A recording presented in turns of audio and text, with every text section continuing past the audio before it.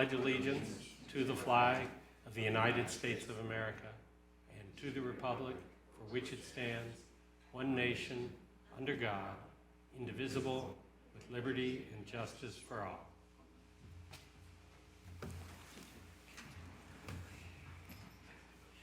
All right, Cookie, if you don't mind the roll call, please. Jackie Nunez. Here. Susan Rowinski. Here. Clifford Robbins. Here.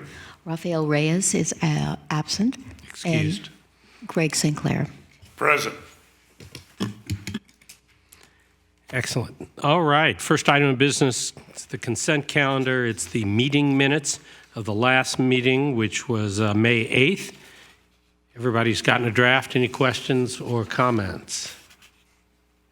Hearing none, I will move approval. Do I hear second? I second it. Moved in second. All in favor? Aye. Aye. Aye. None opposed. Minutes are passed. Excellent.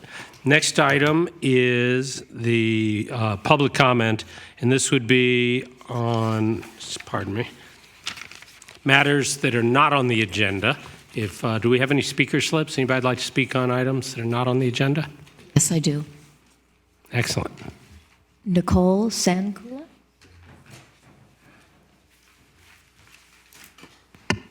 Good afternoon, Commissioners. My name is Nicole Sankula. I'm the Chief Executive Officer for the Bay Area Water Supply and Conservation Agency, or BOSCA.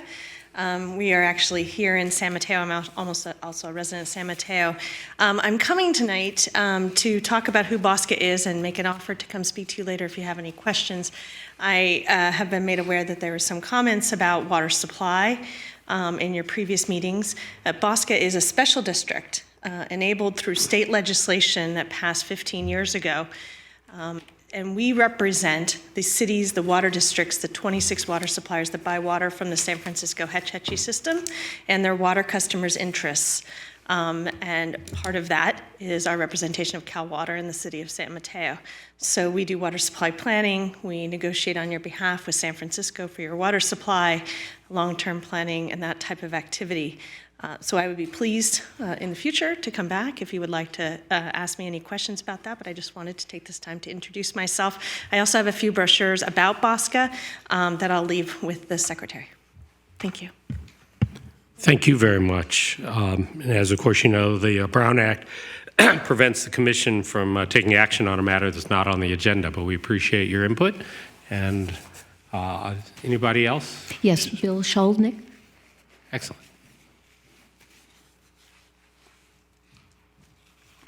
Good evening. My name is Bill Schildknecht, and I'm a resident of San Mateo for the last 20 years. And thank you all for your commitment to the parks and to our green spaces, which I'm very committed to in terms of preserving. I come to you today with just an idea around something that is not about electric cars or scooters or anything like that. It's about something as simple as wood chips.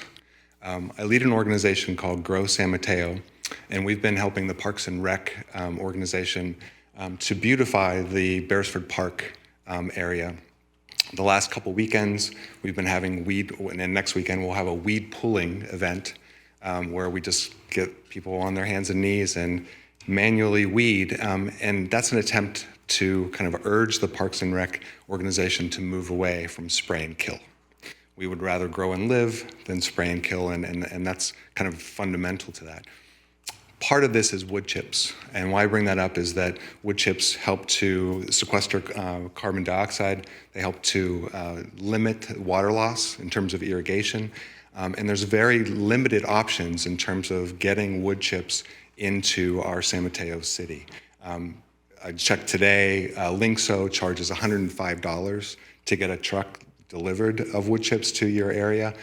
We have so many single-family homes zoned in San Mateo that I think it would be a great pilot project to see if we can figure out how do we get these wood chips to be available to people, not only available to people, but available to Parks and Rec. So the wood chips that we're putting into Beresford Park around the playground area are coming from Linkso. So they're having to drive trucks over there to bring them in. So it just seems like an obvious opportunity for us to be able to provide some of those materials, compost, would be another of one of those materials that instead of keeping on trucking things out and then having to truck things back in, there should be a way for us to have availability of those, especially at scale that the city has. So thank you very much. Thank you. On behalf of Sustainability and Public Works, we appreciate that. Don't forget to go talk to the Parks and Rec Commission as well, my old commission. Thank you. Anything else? No, that's all I have. Excellent. All right, new business. Citywide Bicycle Master Plan, the draft bicycle network. We're going to review and then provide feedback on the network. So hello, staff. Hi, good evening.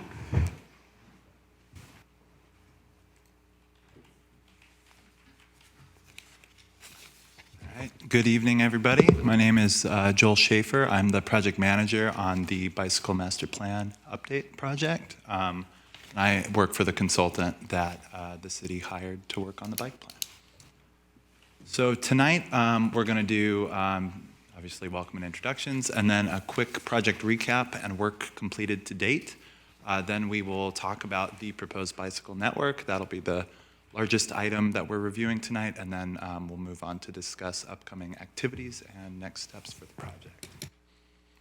So just a quick recap, the purpose and goals of this plan. The purpose is to update the existing 2011 bike plan. The goals of this plan, which were crafted and presented in the spring, are to increase bike mode share throughout the city, improve connectivity by bike throughout the city and to neighboring cities, address safety and comfort concerns, develop more of a bike culture in San Mateo, and lead with equity so that whatever network we do develop serves all San Mateans. So the project schedule, the project kicked off last fall, and that was when the first round of meetings occurred, and we had our first public outreach event just to introduce everybody to the project and the timeline and what would be occurring for it. Then we shifted into a work period in the winter, and that's when we did our existing conditions analysis for the whole city, as well as a needs and demand analysis. Then shifting into the spring, that's when our second presentation to the Sustainability and Infrastructure Commission occurred, as well as our second round of public engagement. And that focused on the policies, goals, and objectives of the project. And since then, we've actually been, this past spring, been working on the recommended citywide bicycle network. And so that's what we're here to talk about tonight. And then what we'll be moving on to after this phase of outreach and engagement, which is this June and July, we will be developing an implementation strategy and project prioritization for the various bicycle projects suggested for the network.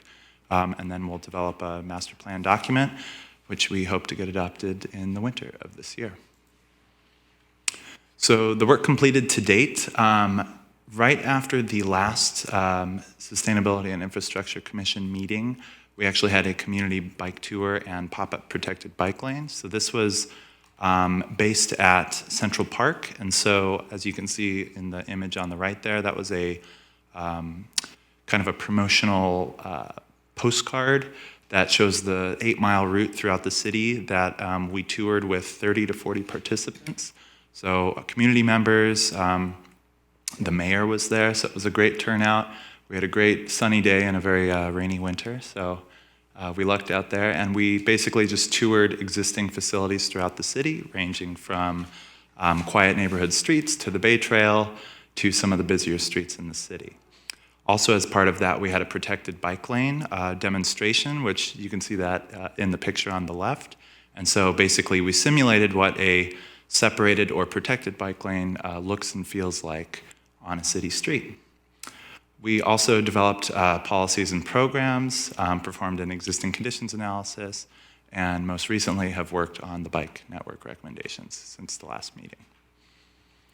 So that brings us to the main point of tonight. So in developing a network, we have a large variety of tools and facilities that we can include in a bicycle network. So this image here just shows the range of facilities that we can implement on the city streets. So it can be anything from a bike route, which just has signage indicating that it's a bike route to let motorists and bicyclists know. And it can go up to a bicycle boulevard, which is like a bike route, but only on low volume and low speed streets. It also typically will have treatments like traffic calming and additional wayfinding and pavement markings to help make it a priority bicycle route. Then there's bike lanes, which we're probably all familiar with. There's also buffered bike lanes, which is similar to a bike lane, but there's a striped buffer that further separates bicyclists from drivers. Then there's separated bike lanes, which are like buffered bike lanes, but instead of having a striped buffer between the motor vehicle lane and the bicyclist, there's a physical separation. It could be a curb, like what's shown in that image. It could also be a lane of parked cars. It could be flex posts or bollards. It depends. We're just showing a curb-separated buffer, but that can actually range.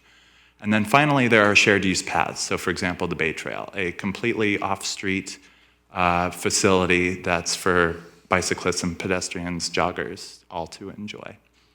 So that's the toolbox that we were working with when developing the network. And then just also so you know, those images on to the right, those are some crossing treatments at intersections, because obviously the network is not just segments, but it's also junctions at roadways and things like that, or at intersections. And so there are treatments like raised crossings, protected intersections, as you can see there on the right. So the question then becomes, how do you know when to apply those various treatments? Is it appropriate to have a separated bike lane here, or is a regular bike lane appropriate here? So our methodology is based on the AASHTO Bicycle Design Guide. And so that's a national guidance which helps to guide the development of bicycle facilities throughout the country. And so the two main items to consider when determining what the most appropriate facility is for a specific roadway segment are the volume and the speed of vehicular traffic. So lower volumes and lower speeds warrant less separation. So for example, that bicycle boulevard treatment that we saw on the previous slide. So that's the area that in the chart where you can see in the bottom left. So that would be like bicycle boulevard or shared lane treatments are more appropriate on low speed, low volume streets. Then as volume and speed begin to increase, that's where it's more appropriate to start to further separate bicyclists from vehicles for bicyclist safety. And so that's when you start to enter bike lane or buffered bike lanes as the appropriate treatment. So that's as volumes are kind of a mid-level range, and same with speeds. And then as volumes and speeds continue to increase, that's when the largest amount of separation is recommended. So that would be like a protected or separated bike lane, or a Class 1 off-street shared use path. So that's the methodology for how we determined what facilities were recommended throughout the city. So this is the proposed bike network. So existing facilities are shown in solid lines, and the proposed facilities are in the dashed lines. And so what we are here to get feedback on and discuss tonight are there projects or locations here that should be higher priorities for the city to start implementing? Obviously, we're showing a lot of proposed facilities here, and they can't all be built at once. So we need to prioritize, which projects do we think are going to be the most important or the most effective backbone pieces to this new network. Another key point that we'd like to discuss is, do you see anything missing based on where you ride or where you want to ride, or things that you've heard from constituents where they want to ride? It could be neighbors, it could be friends, people who live or visit San Mateo. Where do they want to ride, but maybe they currently don't because they don't feel comfortable? And then finally, are there any network gaps or anything else that we haven't addressed in the current iteration of the draft bicycle network? So we'll come back to this at the end and discuss it in detail, but that's just some questions to think about as we look at the network. So just so you know, the next steps after that, we're actually in the middle of community outreach as a part of getting feedback on the draft bicycle network. So we actually had our first event already this past Saturday at the College of San Mateo Farmers Market. It was a great success. We had like 80 to 100 participants who stopped by, so it was we were very excited to see that turnout. Also, the weather was great. So you can see a picture of it right there on the slide. And we have 5 more events upcoming for the same idea, where we're going to be soliciting community members for feedback on the recommended bike network. So the next one will be next week, pop-up at the Hillsdale Caltrain station during the morning commute. Then the third event will be a pop-up at Central Park Music Series. The fourth will be a pop-up at the King Center. Fifth will be a pop-up at the Bay Trail in Seal Point Park. And then the final event will be another Central Park Music Series event, but the one at the 4th of July, since there will likely be a lot of community members attending that event. And throughout this process, there will also be webpage updates that include the proposed network map and any other associated documents. Other upcoming deliverables, once we receive all the feedback on the draft bicycle network, we will be revising the draft bicycle network based on the comments and feedback we receive. And then we will also start to prioritize projects. Again, creating a network for a whole city means that there's a lot of projects that are going to be listed out to actually create this network, and we need to be able to prioritize these so that we know the order in which the network should start to get constructed. And again, these revisions will be based on community input, the input we received tonight and from other stakeholder groups, as well as the existing conditions analysis that we've already conducted, and then analysis of other data.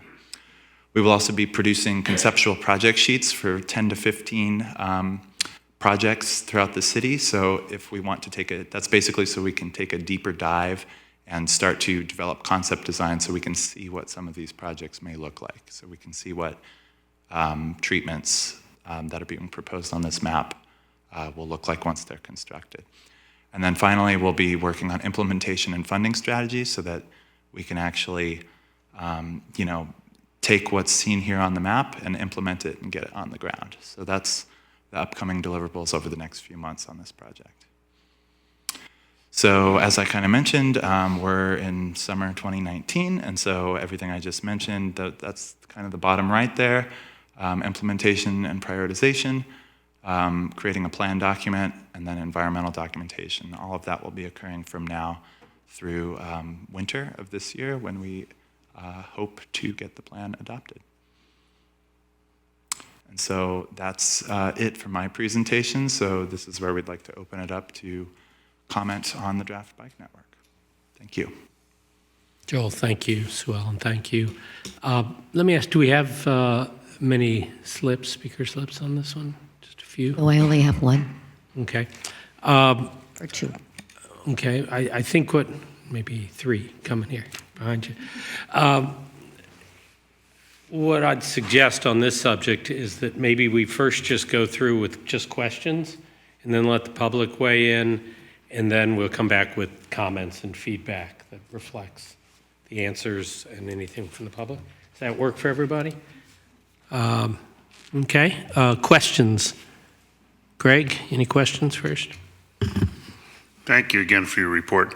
What do we have regarding our connectivity with Burlingame, Foster City, and Belmont, that we don't just go and all of a sudden stop? Are we connecting? Because we talked about this before, and I wanted to find any updates on that. That's one. And again, the methodology of trying to determine spaces is difficult because you're not building a new city. You're using what you have, and all the roads are already crowded. So to fit and make it work is a major project. To make it work and make everyone happy, again, even worse. So then trying to find the funding is always fun, because we wish we could just snap our fingers and say, hold it, we could all have the wide open spaces and everyone be happy with this one. So if you can answer that one about the neighboring cities, are we connected, that all 3 other cities around us are tied in with us? So City of Burlingame is working on their bicycle and pedestrian master plan right now, and we are connected with them. We will be meeting to discuss what our proposed network is to ensure that there is connectivity there. And once we get comments into our proposed bike network and we know what we are proposing in this plan, at that point we'll reach out to Foster City and Belmont to discuss what the options are at the borders with those cities. We do, of course, know that Foster City just put in new bike lanes on Hillsdale Boulevard, so we know that we can connect into that. But in terms of other connections, we will be working with the neighboring cities as well. Thank you.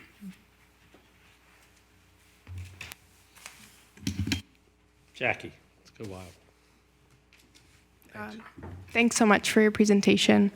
My question is related to El Camino. So on the slide where it shows the two factors that volume and speed that contribute to decision making on the bike lane classifications, what is the average? So where does El Camino fall on that spectrum?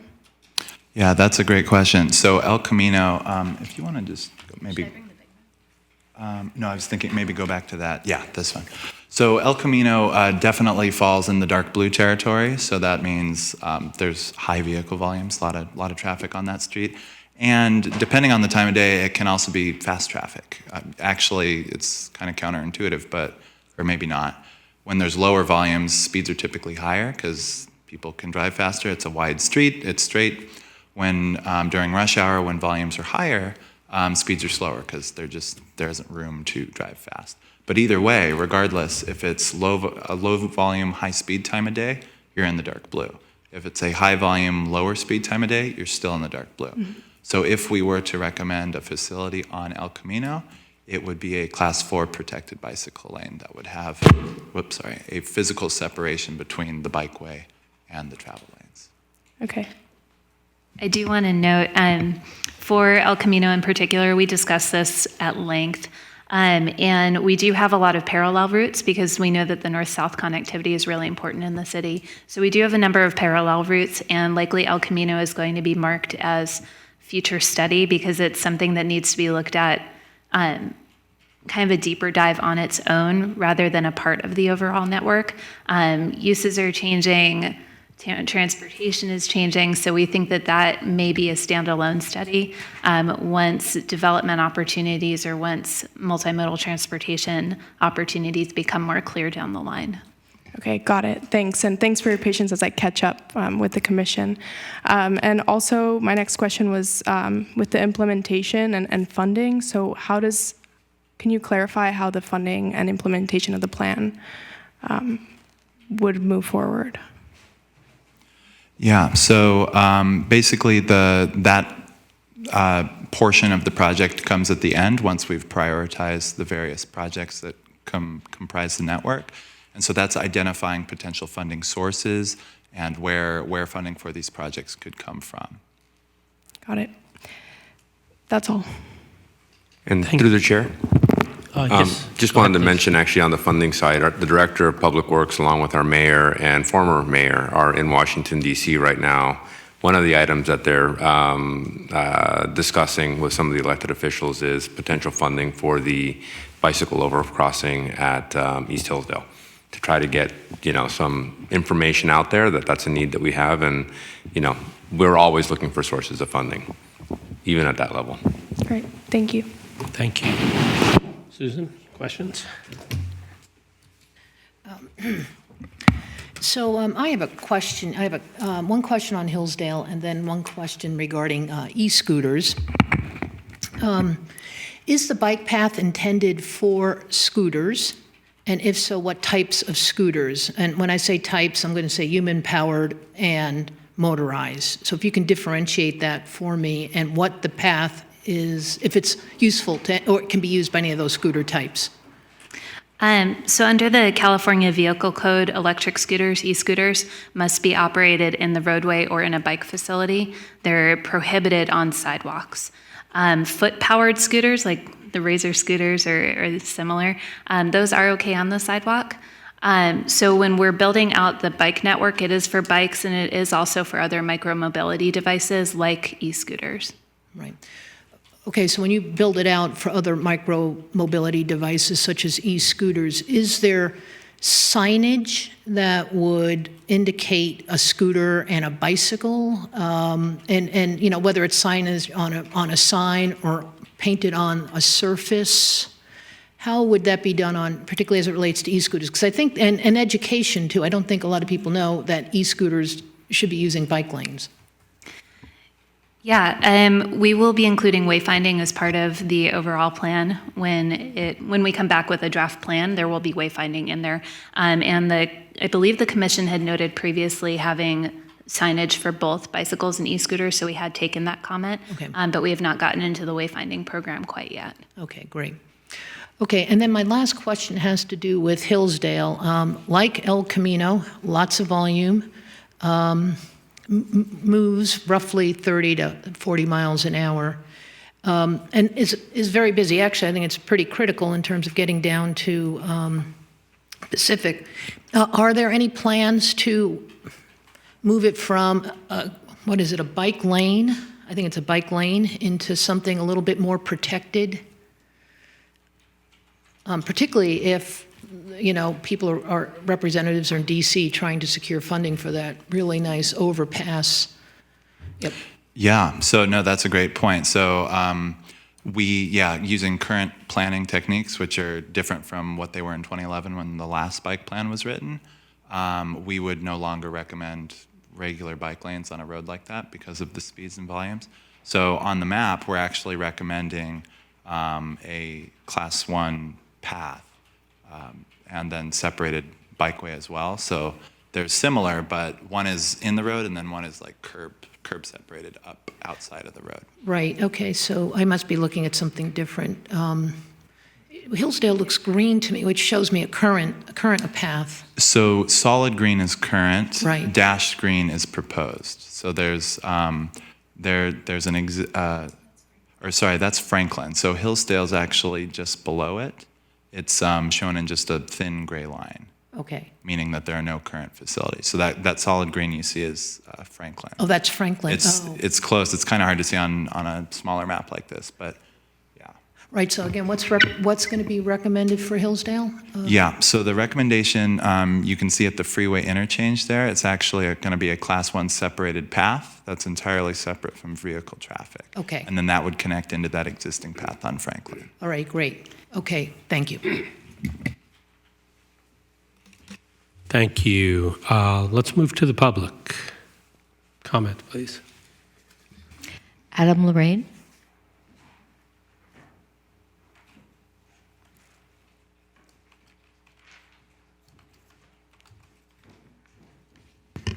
Thank you, commissioners and staff. Good evening.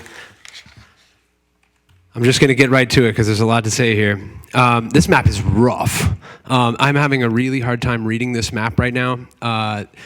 I'm not sure if it's drawn to scale, but when we see these large text street names, as I think Commissioner Warinsky we were getting a sense just from her questions, it's not always exactly clear what is being proposed here. And I was hoping that in this meeting we were going to get kind of a more detailed fleshing out of what seemed to be priority projects, maybe like a table or something, giving us a better indication to maybe go along with the map. As to what exactly is being proposed. As those who made the presentation made clear, there's quite a lot being proposed here. It looks potentially awesome, but it's not always clear exactly what's being proposed. Okay, that said, so we need a lot more details.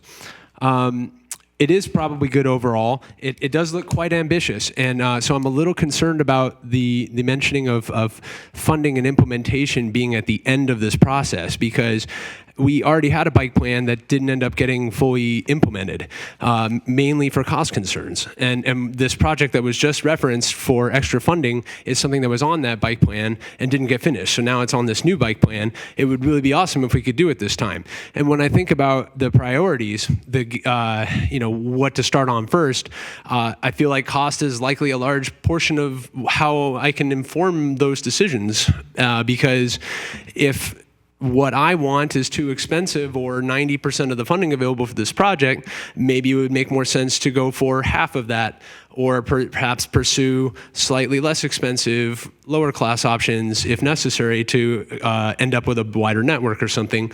And I think without that sort of information, our commissioners are the poorer for it, for making these kinds of decisions. Now, I realize this is kind of a rough draft sort of meeting. It's not the only meeting and so forth, but I just wanted to make all that as part of my public comment because I think that's really important. As to my public comments on what I might prioritize, if money were no object, I just thought I circled a few of these things. There is a lot of connecting what we have in infrastructure at key points that were really stressful for bike riders. And those are really amazing. And I feel like if money were no object, I would go for those first because right now, for example, maybe not a lot of people are riding on Delaware all the way from north to south because there's that sketchy part in 92 in Concord Drive that currently doesn't have much. But with this protected bike lane, that would be amazing. Also, Hillsdale and Norfolk, Hillsdale and Saratoga, and a lot of what I see around the Hayward Park Caltrain station looks useful and good. But I would like to have more information. Thank you. Adam, thank you. Always good to see you. Rita Bamasti. Hello. So I just found out that this meeting was happening today and didn't have a chance to look at this more than glance at it online. So I might say things that are already been addressed. But the main reason that I wanted to come was that as a cyclist, I'm out enjoying riding. The city, as you know, has become so much more congested. And it occurred to me when I go to work in San Francisco that if they can make 7th Street in San Francisco into a separated bike lane with cars next to the car lane, parked, out in the lane, and then the bike path, and then the sidewalk. This is what you see all over Europe. This is what you see even in Paris. Of course, in Copenhagen, you guys, I don't know if you guys ever do those field trips, but even Washington, D.C.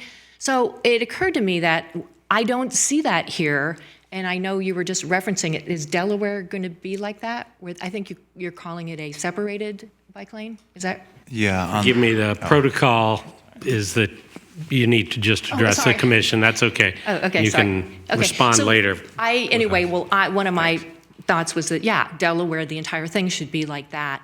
And as I was saying when I started, the reason I came is I've really been aghast that we have all that development down there from Bay Meadows to where the old Kmart was, and I don't understand why the developers were not made to do a section of the appropriate kind of bike path that then the city could be linking to.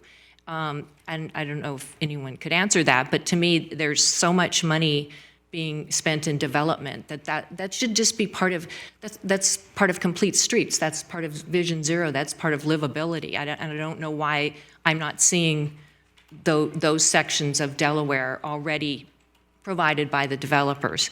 That's one thing. And the other thing is that, in Palo Alto, they have a bike lane all the way, goes for miles along the tracks. Is there some reason that we can't do that to go to Burlingame? It used to be they gave us a little section behind Bay Meadows along the tracks there, but now I see that SurveyMonkey or one of those buildings has striped in parking there, so that if you do go between their offices and the tracks, you're riding through their parking lot. There doesn't appear to be, any bike designated area behind those new buildings. So I think a lot of my complaints are with new development and what can be done to fold in more bike-friendly features aside from the city having to do this master plan.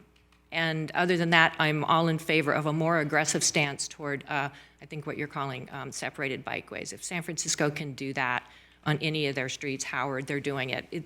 I don't see why we can't have a lot of that. So thank you very much. Thank you very much. Drew?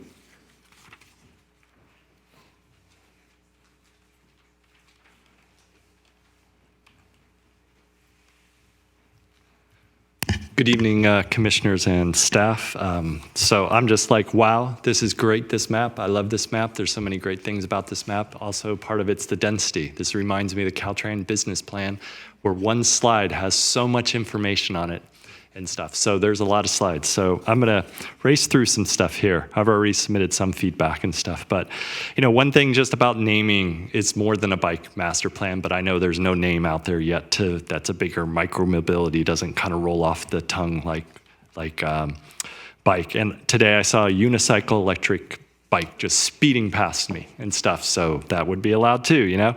Another thing would just be avoiding short segments of different types, if at all possible. 19th Avenue between El Camino and Palm. Another thing, this goes back to a comment Adam kind of mentioned, a table, just what parks and schools are not touched on the plan, just kind of a matrix of stuff. And then another thing might be each station area kind of has a sub-map or a page. I'll get to Hillsdale a little bit, but like Hayward Park, there's a spot or two missing. Here that there is a path and stuff. So, so just some things that, you know, some possible map things for discussion here. You know, 3rd Avenue in a way is redundant, but I think about 3rd Avenue past the waste treatment plant, that whole stretch, is there going to be something for the high-speed cyclist to bike there, even though I know there's a shared path right in that area. Parrot Drive, like I'm just kind of wondering why that doesn't come off 3rd and curve all the way down to Crystal Springs Shopping, though I understand a lot of that's in another city and stuff too. So, you know, there's a couple connections, East Laurel Creek, Fernwood, down in that south area, which isn't shown right now, so I'll kind of move along. Let's see.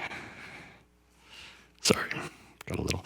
The map legend. So this was something in a future draft, is just trying to group the legend stuff more together, like shared use path, and then like the bike lanes kind of got split apart, and just kind of the priority of what's the best. But I have followed through this, and wow, I have so many things, but not a lot of time here. So I'd say lastly, it's just like from a priority standpoint, for me, I've been coming because of the Hillsdale station. Well, not today, just for that, but to me, that's a priority, is the south access from Pacific and to Hillsdale. And beyond that, then I could see there's so many other priorities in the city and stuff. So, yeah. There's another route, is Beardsford Street. So I think potentially on the south side, like 39th Avenue needs to be a path, connects with Hacienda, connects to a park, could connect with Fernwood, and then there's Beardsford Street would connect to Belmont and stuff. So anyway, out of time, thank you. Thank you, Drew. Thomas Heiser.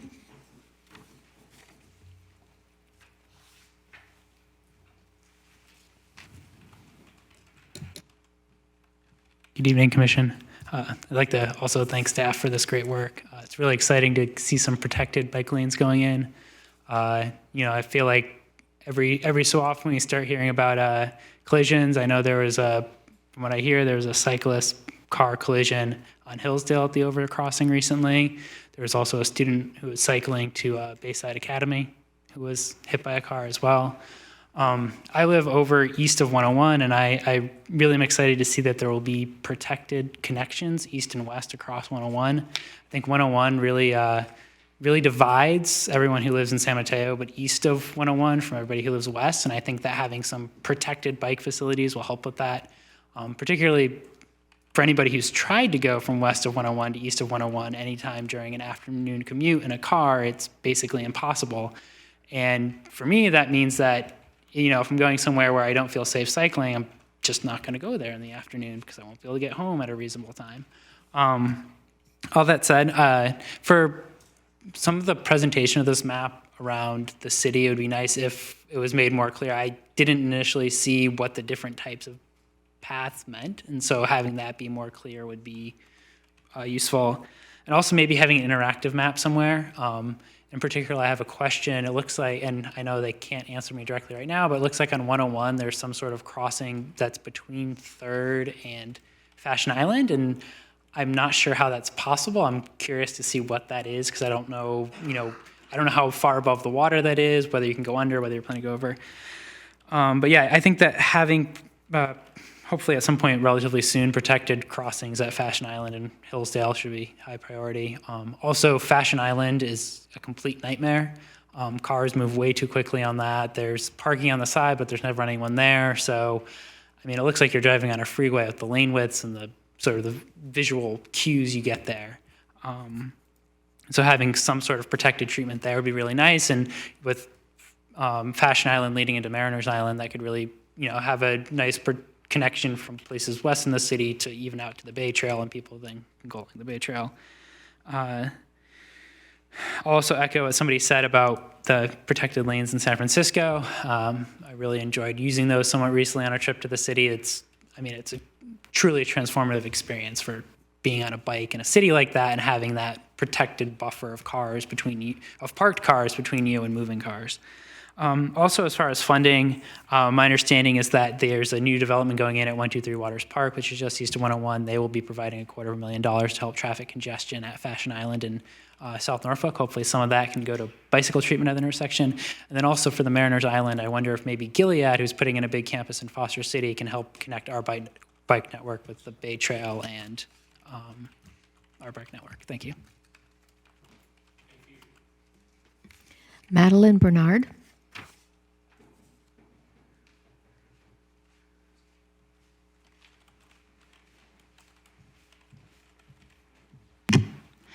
Hello. Like Thomas, I am in the Shoreview neighborhood. I'm in North Shoreview, so I'm going to be mainly focused on the highway, getting over it, and how the bike lane is over there, which is generally pretty good. But what I would suggest is, as he says, Fashion Island Boulevard is a death trap. That would be like my number one, fix that thing in all of San Mateo. And hopefully, I don't know if this is a thing that works, but I would rather have the bike line only on the south side, so you never have to cross people turning to get onto North 101 off of Fashion Island. I don't want to have to look out for that when I'm on a bike. I would rather just be on a double wide two-way bike lane on the south side. But in terms of the North Shoreview neighborhood, it shows that there's a green existing bike lane edging the golf course over on North Bayshore. I don't see that when I drive past. I've never tried to bike past. When I bike past, I would take the Bay Trail, but Oculus is going to be going in there, and I assume there's going to be people moving north and south along that path. So that, to me, seems like if there is not a bike lane, which I do not actually see a bike lane there, there should be some sort of walled off by concrete blocks kind of bike lane. It suggests that there should be sharrows along the rest of North Bayshore. That's not a good idea. Put them on Kingston. The Dorr Avenue exit of 101 is a mess.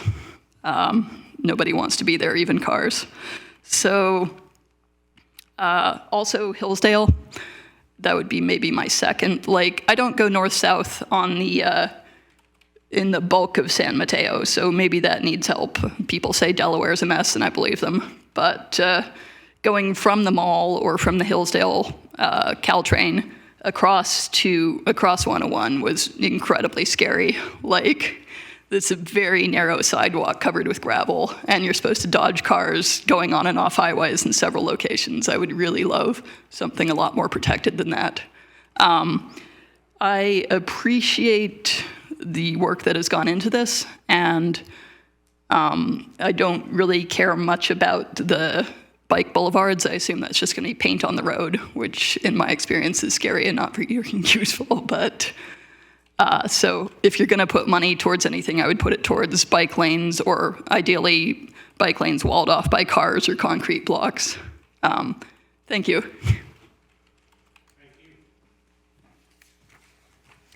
Jordan Grimes.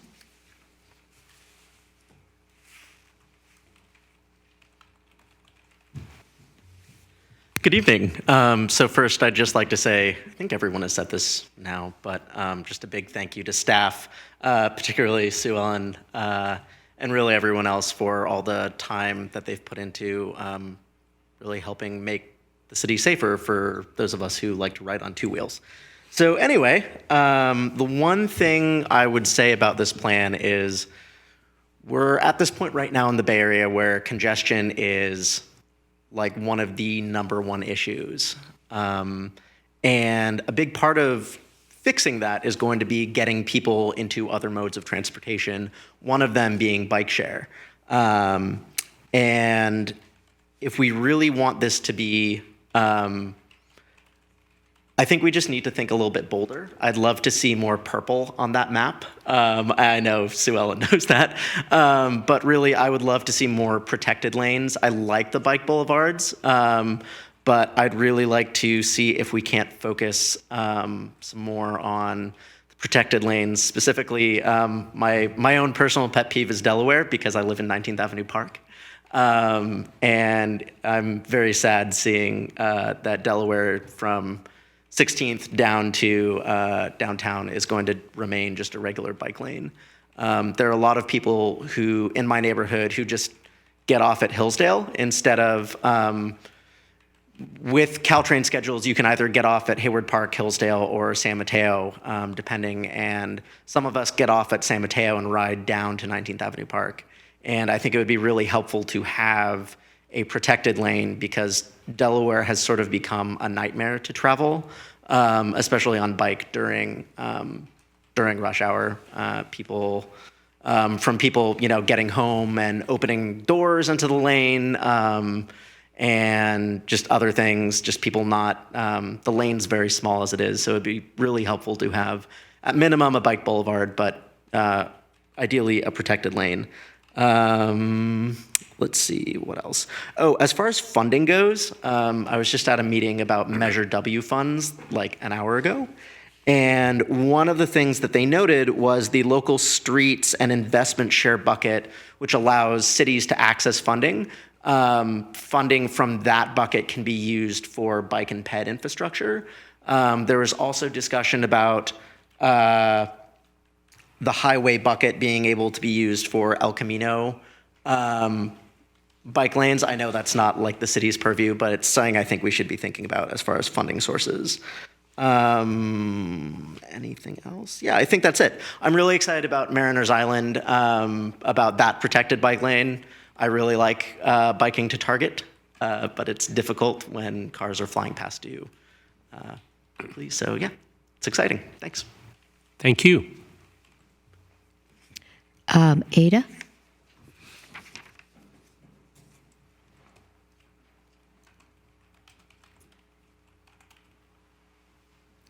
So good evening. So first of all, thank you for putting this bike map together. It's very helpful. I don't bike regularly, but hopefully someday I will. So we actually drove around the neighborhood just to kind of, understand a little bit more and following the map.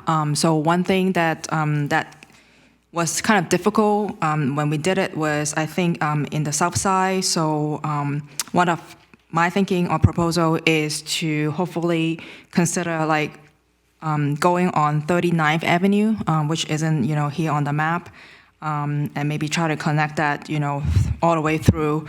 And part of it is we're also thinking that 39th, if we can actually do like a undercrossing under the railroad tracks to allow pedestrian and bikes to basically get from like the west side all the way through the track, underneath the track, and then connect to the east side. And that would be something that would be kind of like helpful because I have driven on and off like 42nd to cross underneath the tracks.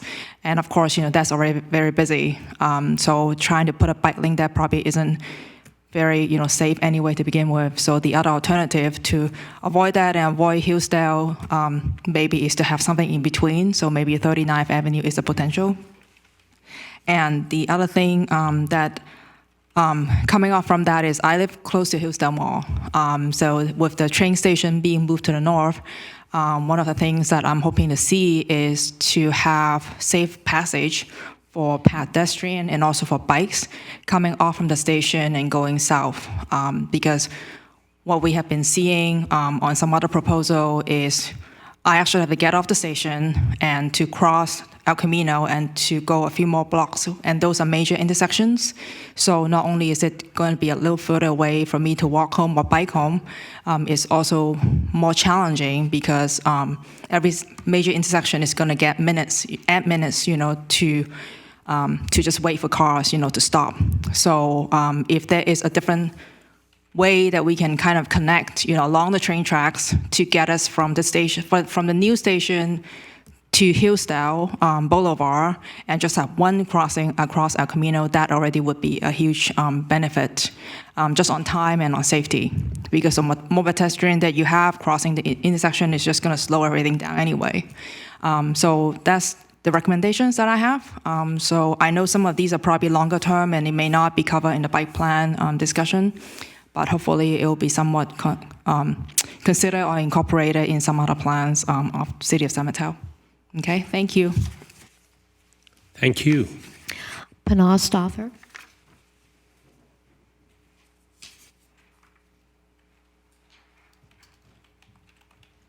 Hi, thank you. I just wanted to reiterate some of the earlier comments about focusing on highway crossings. And I also have a question. My current experience with bike lanes is that they end right where the road connects to the highway on-ramp or off-ramp. I assume that when I see a protected lane drawn on the map or even a new bike lane, that there will be some connection that goes through the on-ramp or off-ramp, but I don't know what it would look like, and I'd love to see a visual of that so that I can think about what it would actually feel like from a safety perspective. Like many of the other commenters, crossing over 101, crossing Delaware near 92, and crossing Alameda near 92 are the most frightening bike experiences for me. And I'd really like to see Alameda in a darker color. There's a suburban feel to that area that I think really encourages people to race their cars and fly on and off the highway. And I think we could benefit from greater protection there, especially at the spot where there's a large hill. There's not great visibility for the drivers. I think they accelerate up the hill, not realizing that there could be a biker right over the other side. And they're, again, getting ready to accelerate onto the highway. So I'd like to just get a better understanding of what the highway connections and crossings would actually look like. But like everyone else, I'm excited to see bike improvements. And thank you also for the intensive outreach schedule. I really appreciate that. Thank you. That's all I have. Excellent. Thank you. I'll bring it back to the commission. Start again, Commissioner Sinclair. Wow. Thank you, everybody. What great ideas and stuff. I have to agree, we need more and more for the bike. It's just what it is. The problem, I think, is relative to space. Where you don't have parking of cars, you could do everything in the world, but if you don't have the space, like on Fashion Island Boulevard, that's a nightmare. There's a lot of space, there's sidewalk, but bikes aren't supposed to be on the sidewalk. So if a bike goes on the sidewalk or the crosswalk, it's a conflict. My own son was hit on Delaware on a bike because a car cut him off and he cut into the crosswalk. And he got hit by a lady pulling out to cut him off going the other way. It hit him. So I understood because the police said, hold it, he was in the crosswalk, so it was his fault for getting hit. So I disagreed with that police officer very much so at the time, because it was one choice, get hit by a car one way in the lane or get hit by going in the crosswalk thinking it was safe. So we don't have the space, and that's what it really appears to be all the time, versus you take a whole area like Fashion Island, and if we're going to redo it and get rid of a lot of the sidewalk and change things up, it'd be great to have a safer plan instead of a lot of sidewalk that's not used, smaller sidewalk and more bike lane. I agree to that kind of comment every day of the week, because some of the areas you have planter boxes and we're getting rid of it. But then there's a cost factor too. So I want to see the big plans.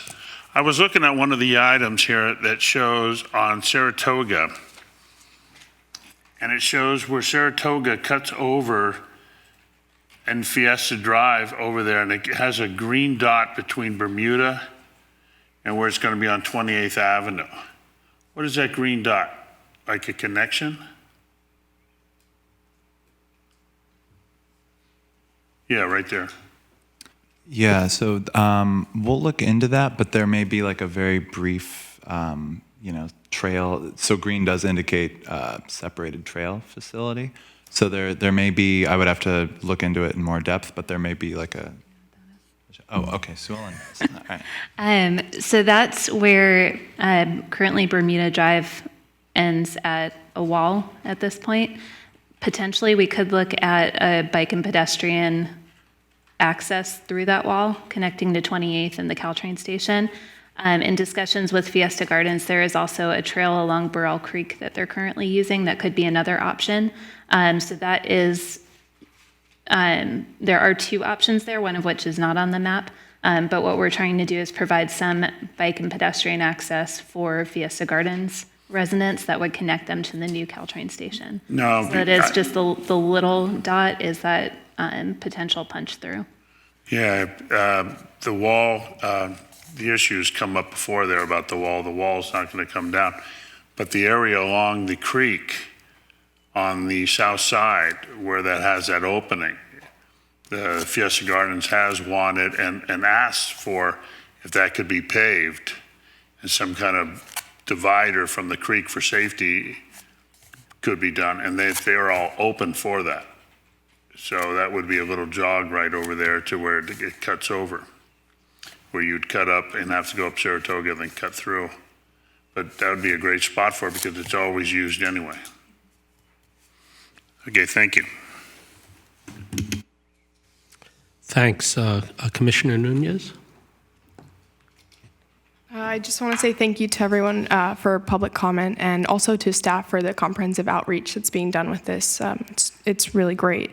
As a cyclist myself to Caltrain on some mornings, this plan seems, as someone in public comment mentioned, really awesome.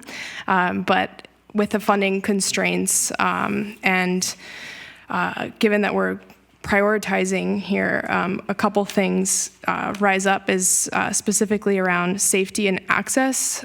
So it seems that the Class 4 protected bike lanes are have been collected as from the public input and as safety concerns. So the more we can have Class 4 protected bike lanes, I think the better for our residents here in San Mateo. As others in public comment and other residents have heard from, the experience of biking on a protected bike lane is truly really safe and very comfortable, and that removes one of the biggest barriers to using bike lanes.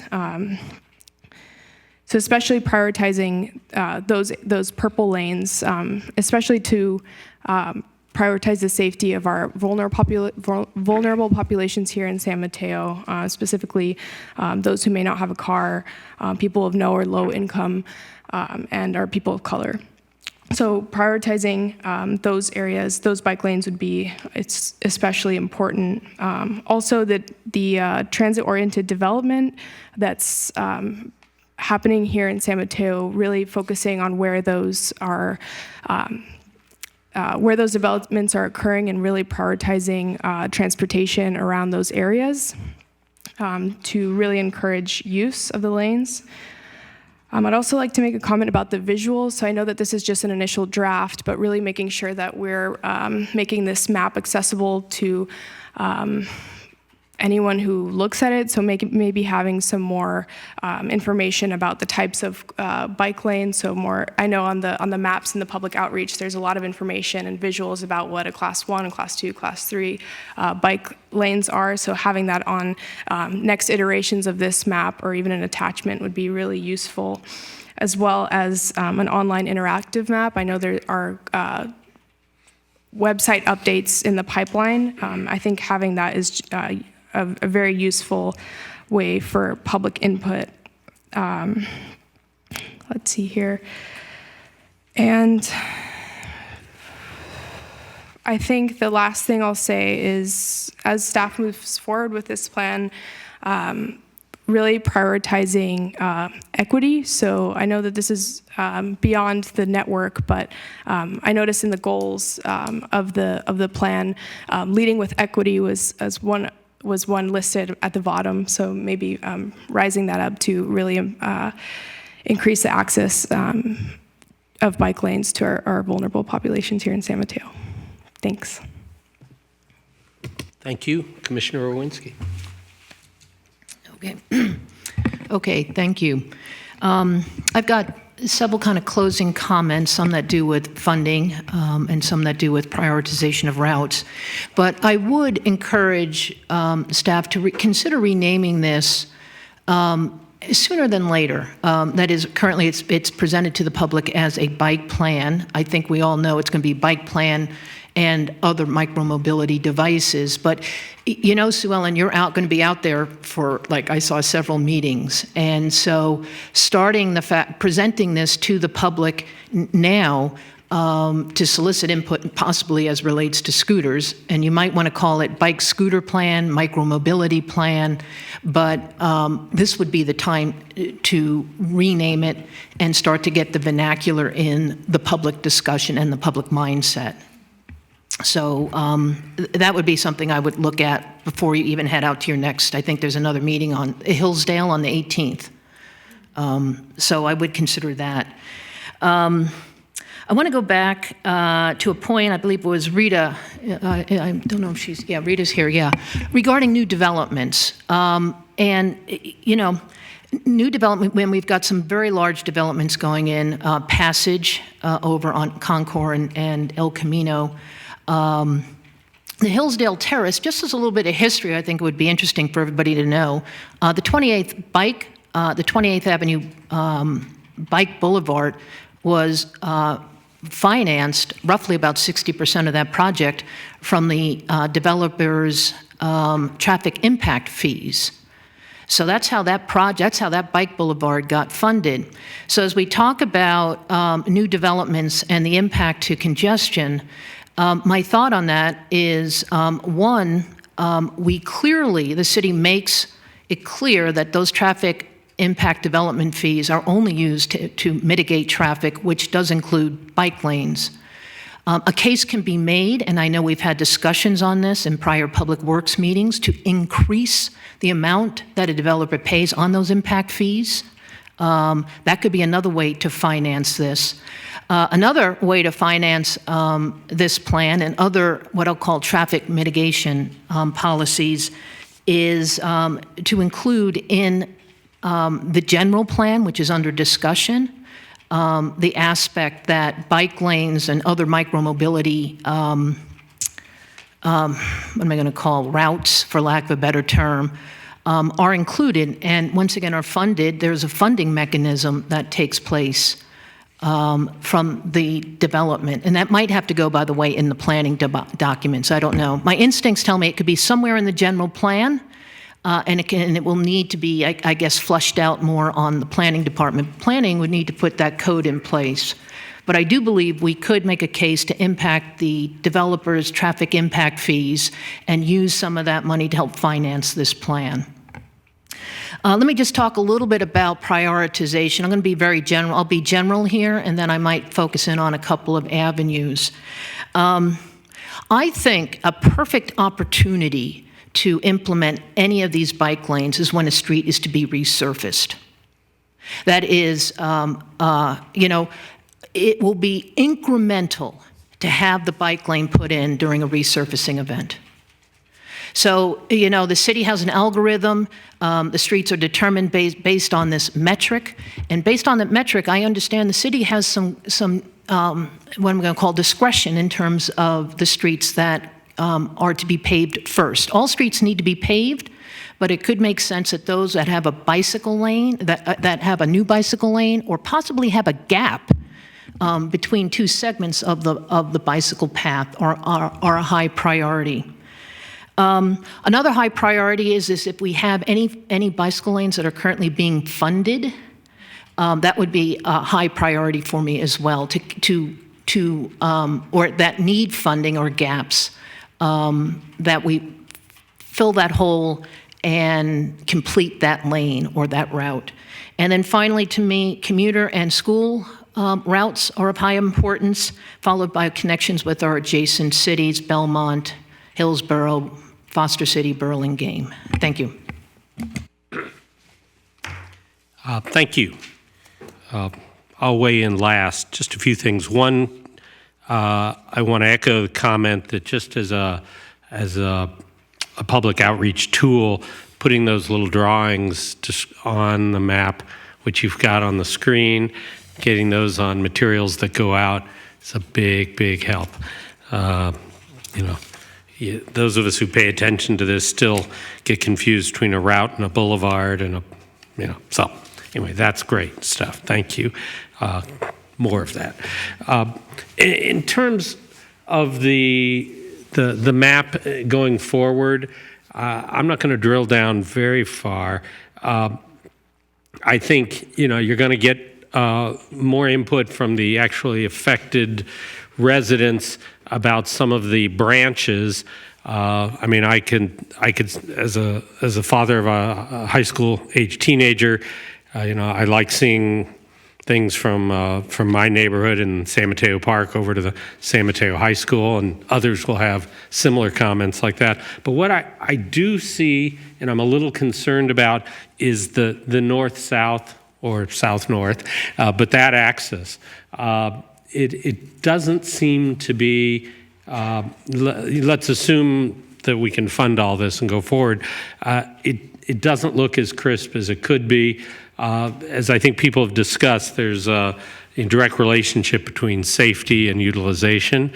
And, I think folks will get happy going to their neighborhood school, getting to, out of the residential area down to a local area shopping center.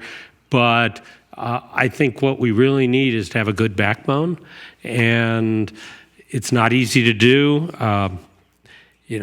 San Mateo Avenue is a road that is already, we've talked about calming and taking it down, narrowing it down. To the extent that we can do separated bike lanes or at least buffered bike lanes on a north-south route, I think that's going to do a world of good for the future, because people can wend their way down to it and then get down, whether it's to a train station or to downtown or to a connecting city. That's my comment. Anything else? Commissioner Sinclair didn't have enough time.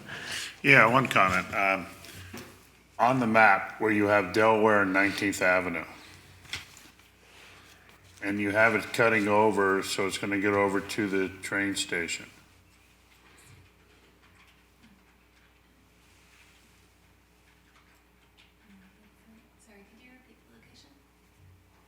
At where the gas station, Delaware, 19th Avenue.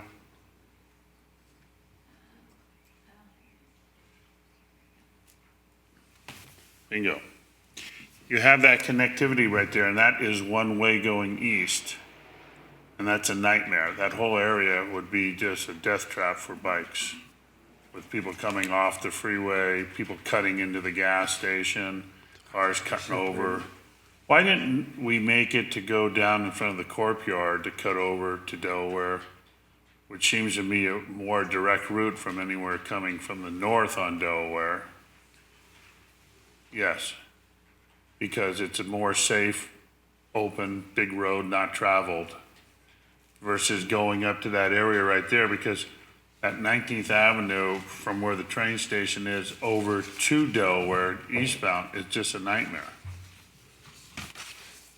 Gotcha. Yeah, so the reasoning for... question.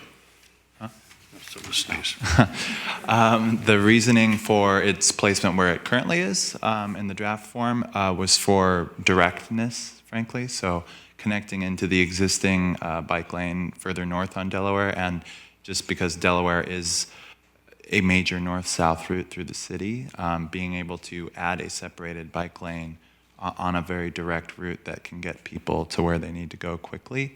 And again, this is proposed as a separated bike lane. That's what the purple color indicates. And so recognizing that there is a lot of traffic there, as you mentioned, and that if a facility is proposed there, it needs to get people out of the street or completely separate them from vehicular traffic, as opposed to being a mixed situation or even a standard bike lane type of treatment. I don't think it would work 1 ounce at that location due to the fact of the gas station, unless you're going to move the exit to the gas station west about 50 feet where there is room, because all the people come off and block that area to cut over all the time anyway. So no matter what you do there, it's always a fight from cars coming off the freeway getting to the gas station and cars coming out of the gas station, unless we have an exit and the city works with the gas station in the future to make the exit more west on that situation alone. Thank you. Thank you, staff. Go ahead. Through the chair, a number of people have mentioned the map and the need for the bike facilities to be on what's provided publicly. And what was provided in the packet was admittedly rough, to borrow Adam's comment. So I fully admit it was rough. This is the large-scale map that we've been utilizing for the public outreach, and we are uploading that to our website. So you can zoom in on it and move around and really get down into what is proposed here at a very granular level and probably get lost for a few hours. So we will be uploading that to our project website. And we have on here those bike facilities. We also have a separate document already uploaded to the website with those bike facilities, with more of the information that Joel shared. And our pop-up outreach events coming up is already on the website as well. So, Super. thanks. Great. Thank you, Sue Ellen. Joel, thank you as well. Onward to the next item. Next new business is the Green Infrastructure Plan and Trash Reduction Requirements Update. This is an update. We're always free to give feedback, but there is no particular steps that we're required to do. So changing of the staff guard.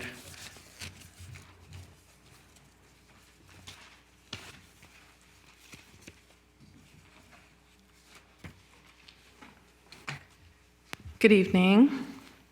My name is Sarah Scheidt, and I'm the Regulatory Compliance Manager for the Environmental Services Division within Public Works. Tonight, we're going to present an update on our Green Infrastructure Plan and also our trash reduction requirements.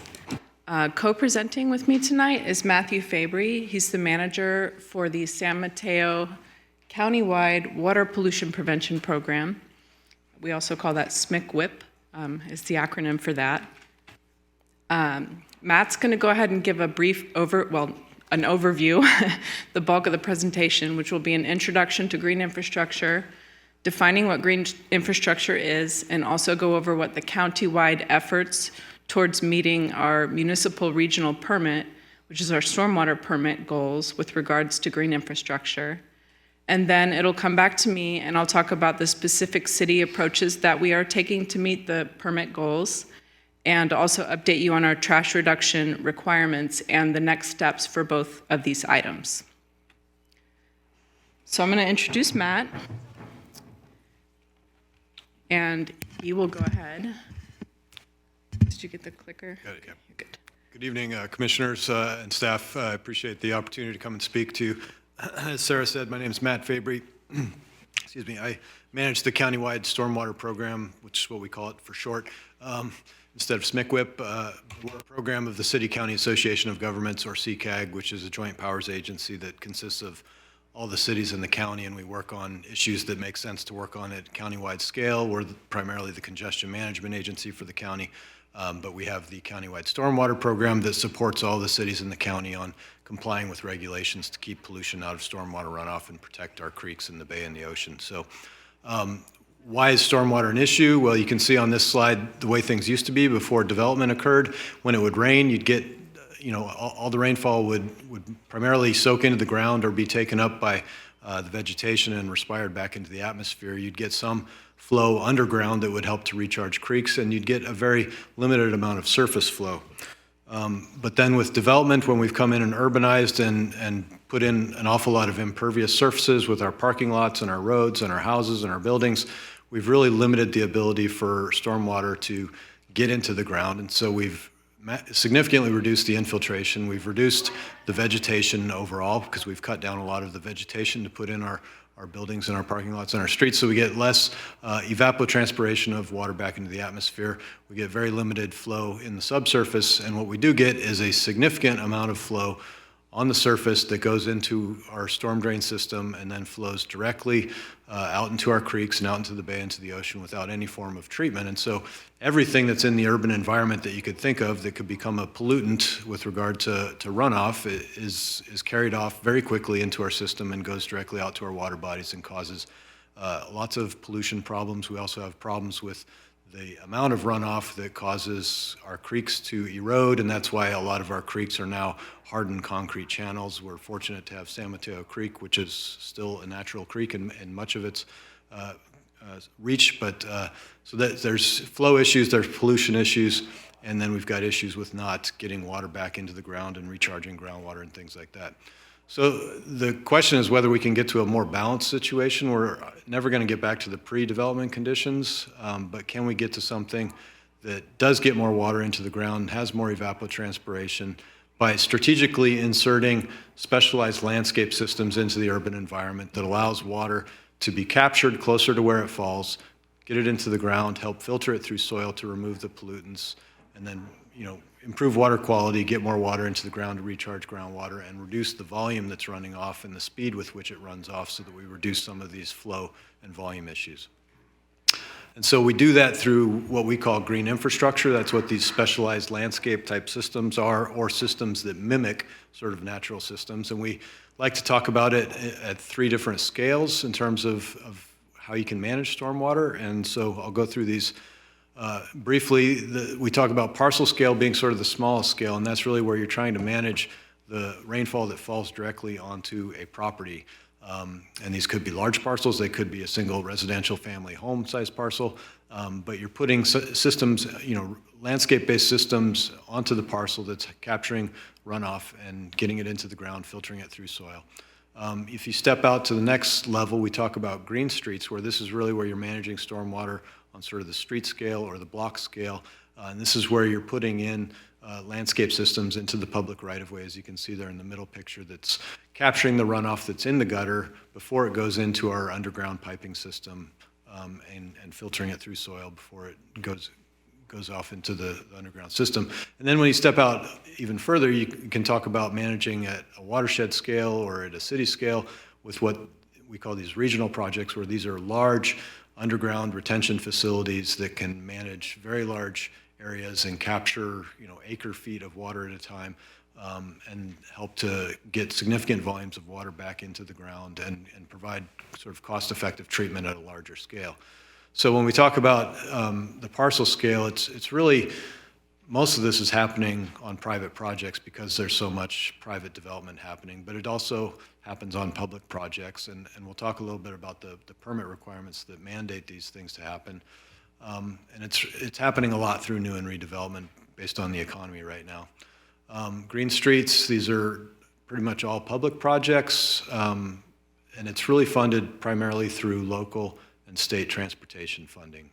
And the parcel scale, as I mentioned, is primarily a lot of private funding. And then the regional projects, these are these really large projects that cost tens of millions of dollars a piece. And this is really, I think, going to be focusing on state and federal grant funding. So there's a lot of benefits to doing green infrastructure beyond just the water quality improvements that I talked about and the volume reduction, but we can increase the amount of habitat in our urban environments for birds and butterflies and other creatures. It can help reduce our flood risk, which is going to become increasingly concerning with climate change. Climate change projections show that we may get the same sort of level of annual rainfall, but we may get less rainfall regularly and get most of it in more intense large storms. So flood control is going to become a more and more important issue. I'm glad to have followed the bike plan discussion because we can use green infrastructure to enhance safety. When we talk about these separated bike lanes, you can use green infrastructure facilities as the buffer between vehicles and the bike lanes, so you can enhance safety of urban areas. When you get vegetation into the ground, you can help to reduce the urban heat island effect, which is where you get retention of heat because of all the impervious surfaces and asphalt that absorbs heat, that creates much warmer conditions in urban environments. And so when you get more trees into the landscape and more vegetation, you can help reduce that urban heat island issue. And we can help keep our water local in terms of getting more water into the ground, building a more resilient local water supply. We don't use a lot of groundwater around San Mateo for water supply, but it is used more in the northern parts of the county.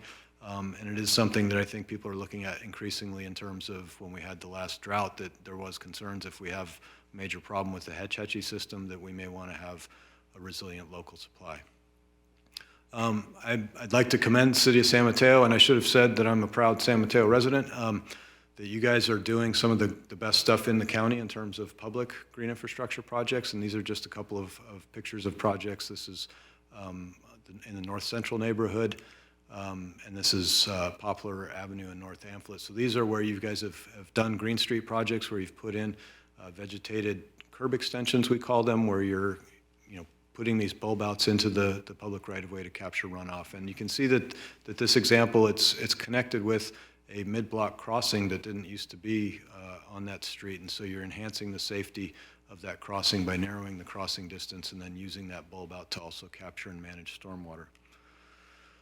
So I mentioned that there's requirements, and so as Sarah mentioned, there's this thing we call the Municipal Regional Permit. It's a big, huge 300-page document that's issued by the State Regional Water Quality Control Board, and it's a permit issued to 76 municipalities in the Bay Area, so all the cities in San Mateo County are covered under it, and it covers everything under the sun in terms of stormwater pollution, from commercial business problems to construction sites to legacy pollutants like mercury and PCBs that are causing problems in the Bay.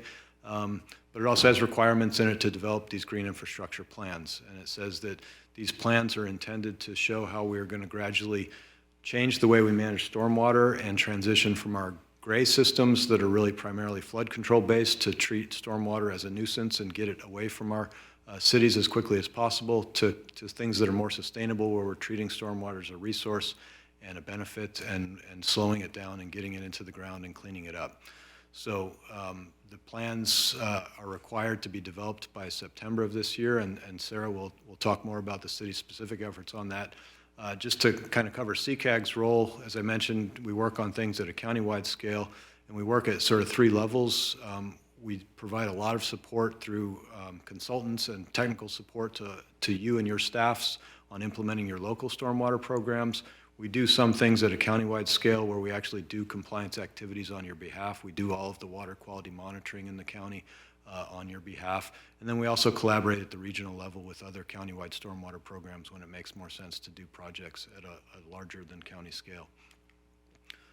So I want to talk a little bit about how we're trying to figure out how much green infrastructure we have to do, because the permit says not only do you have to develop a plan that shows how you're going to change the way you manage stormwater, but they added a hook on it and said that you have to show that you're going to do enough green infrastructure over the coming decades that's going to actually reduce some of these pollutants in San Francisco Bay that are making it unsafe to eat the fish from the bay.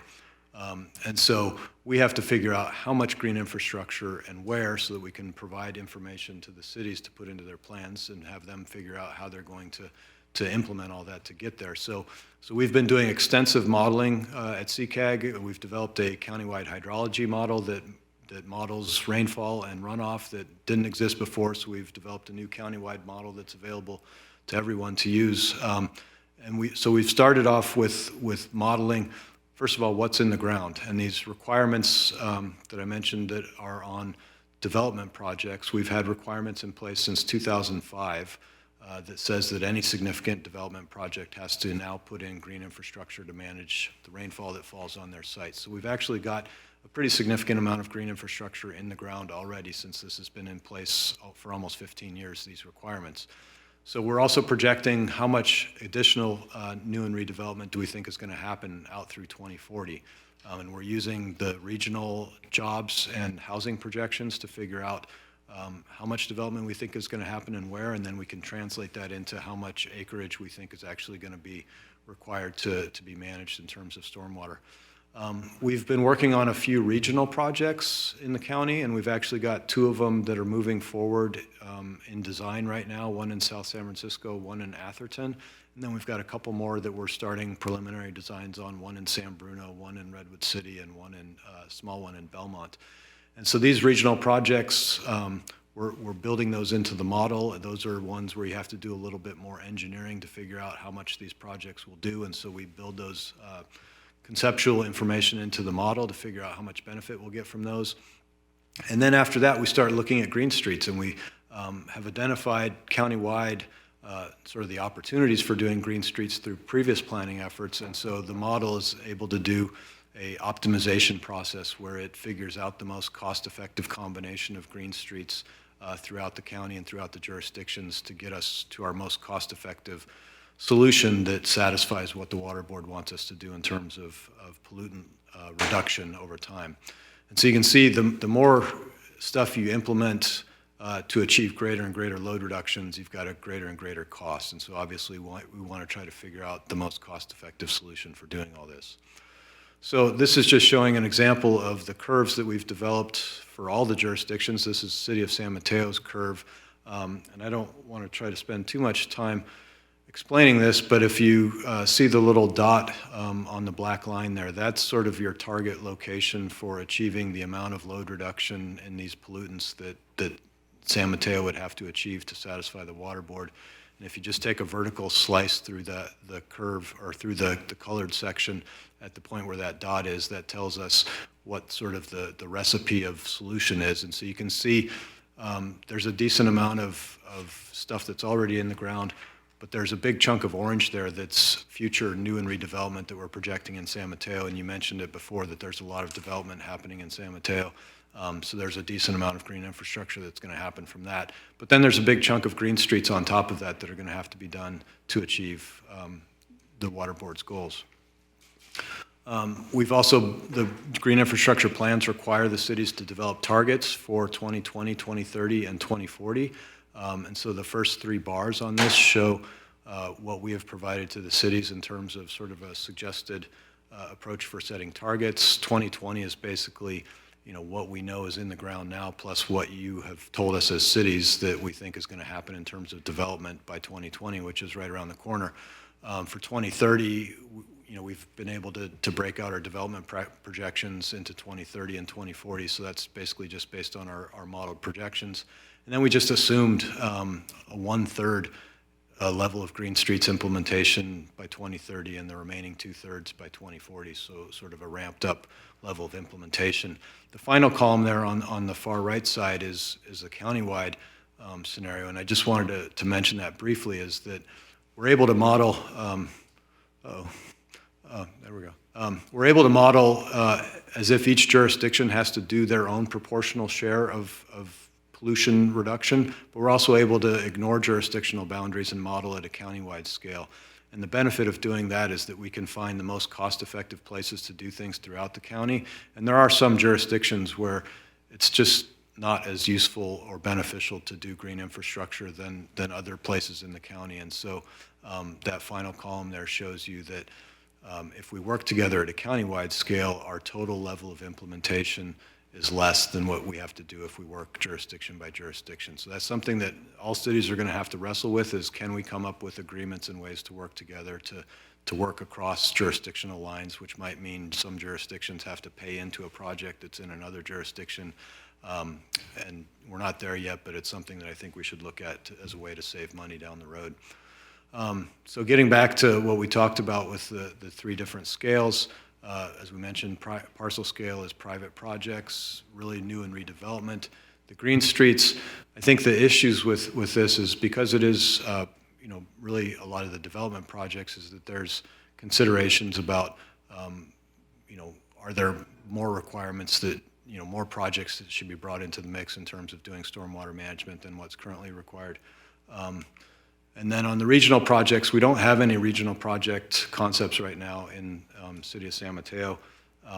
But I think the city staff are looking at potential opportunities for finding larger scale stormwater management opportunities within the city. So just, quickly, I guess just back on this, the one that's going to be the most painful for the cities, I think, is as we talked about, that the Green Streets is really going to be most likely the biggest hit in terms of local funding. And this is going to be local transportation funding supplemented by state transportation funds. So I think the key for all of us is that we probably want to do our best to reduce that piece of the solution as much as we can. And so that means potentially trying to get as much parcel scale green infrastructure through development and get as much as we can through regional projects, as well as potentially collaborating at a countywide scale. But so once we can maximize sort of the parcel scale and the regional stuff, then what's left, I think, is where we should really focus on high priority multi-benefit Green Street projects. And so this is just sort of showing existing conditions. This is probably, could be any section on El Camino Real that doesn't have a lot of pedestrian amenities or bike facilities, no stormwater, no vegetation, anything like that. And there's a big focus, and City of San Mateo has been a leader on this in terms of complete streets. This is an example of what this area would look like when you upgrade it for complete streets, where you're putting in enhanced crosswalks, enhanced transit stops, bike lanes, medians for median refuge and trees and things like that. And we want to take it another step further and go to sustainable streets, we call it, where we're combining complete streets and green streets, and we're adding in the bioretention stormwater facilities, we're adding in large canopy trees, we're adding in permeable pavement and things like that to manage stormwater.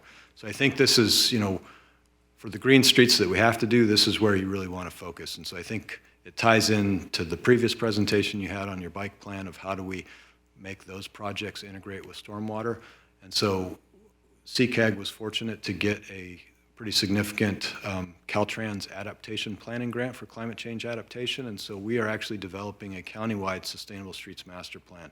And so what we're trying to do is identify the priority street segments that make the most sense to incorporate green infrastructure with these other planned investments for bike and pedestrian, complete streets, safe routes to school, pavement rehabilitation, things like that. So we are going to be working with your staff to get things like what was just presented in terms of, tell us where all of your proposed separated buffered bike lanes are, or your pedestrian bulb out improvements that you want to do, and let's figure out which of those make the most sense to incorporate green stormwater infrastructure at the same time. And so our plan should hopefully supplement and add to what you guys are doing and bring in the stormwater component so that hopefully you guys can sort of move forward with an integrated approach on these projects to get the most bang for your buck.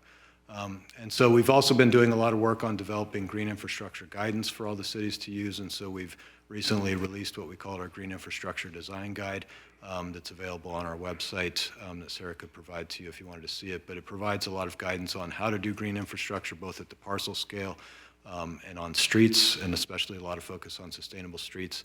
And it includes typical design details. And so the city does now have its own set of details that it can use and provide to developers in terms of how do you do green infrastructure associated with these projects, including sustainable streets type projects. So I think with that, I turn it back over to Sarah. Thank you, Matt. Don't go far. Might need you for questions at the end. So I'm going to talk a little bit about the approach that we're taking within the city of San Mateo to comply with the green infrastructure requirements.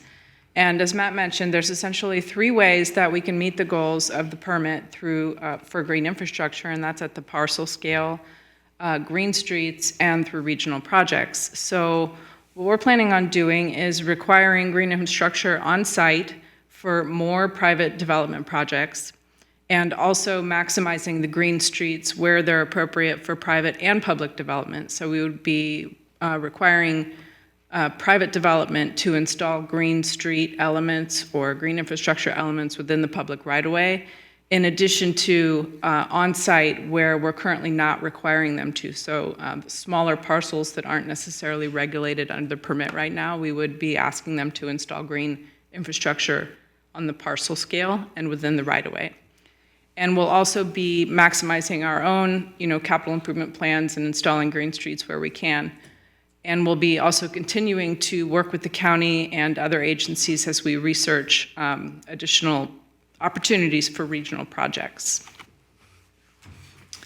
The next steps for our green infrastructure plan, we would like to bring the final draft plan back to the Sustainability and Infrastructure Commission in July.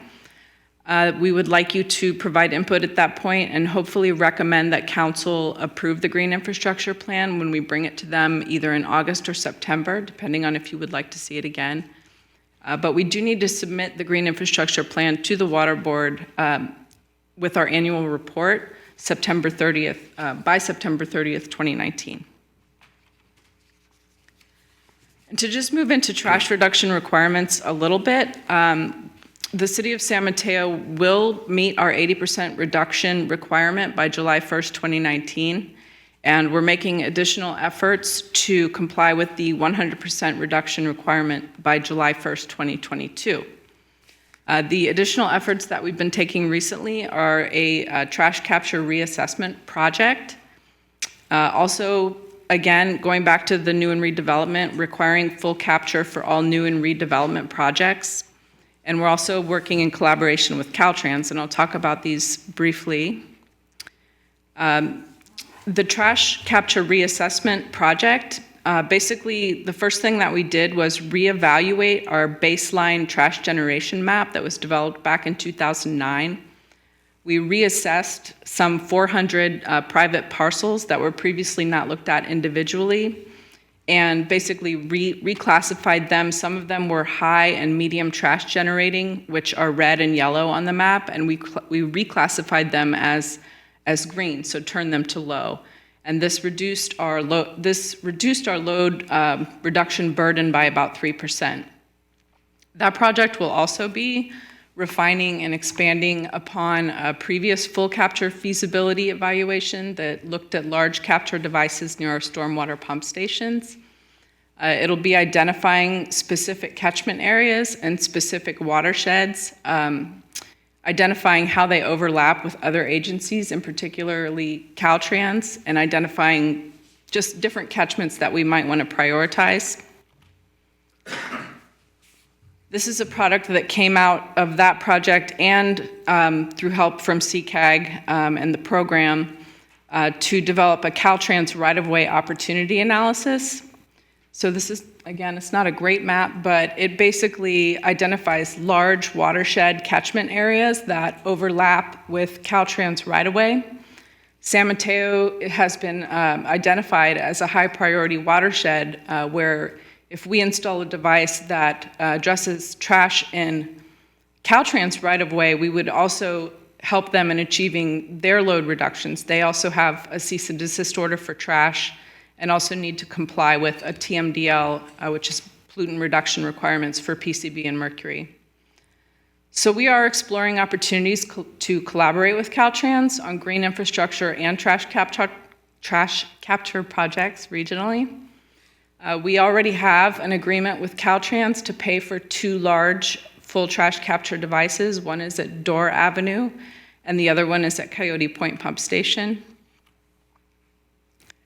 This is a picture of one of those devices that Caltrans did pay for. This is at the Dorr location. This particular device is called a nutrient separating baffle box, and you can see the amount of trash that it captured. This was after one of the really large rain events that we had last winter, and this is our staff cleaning that out for the first time. We had a nice field trip out there. Caltrans is paying $2 million for the device at Coyote Point, so they are really eager to work with us, and Matt's been talking with them about some other projects, so we are definitely making that a priority. So the next steps for trash reduction is to finalize that trash capture reassessment project, and then internally develop from those recommendations, potential trash capture capital improvement projects and opportunities to collaborate with other agencies, Caltrans or the county, probably maybe other cities depending on the catchment area. And we also are going to be enhancing and implementing our litter reduction outreach programs. Number 2 and 3 up there are also council priorities.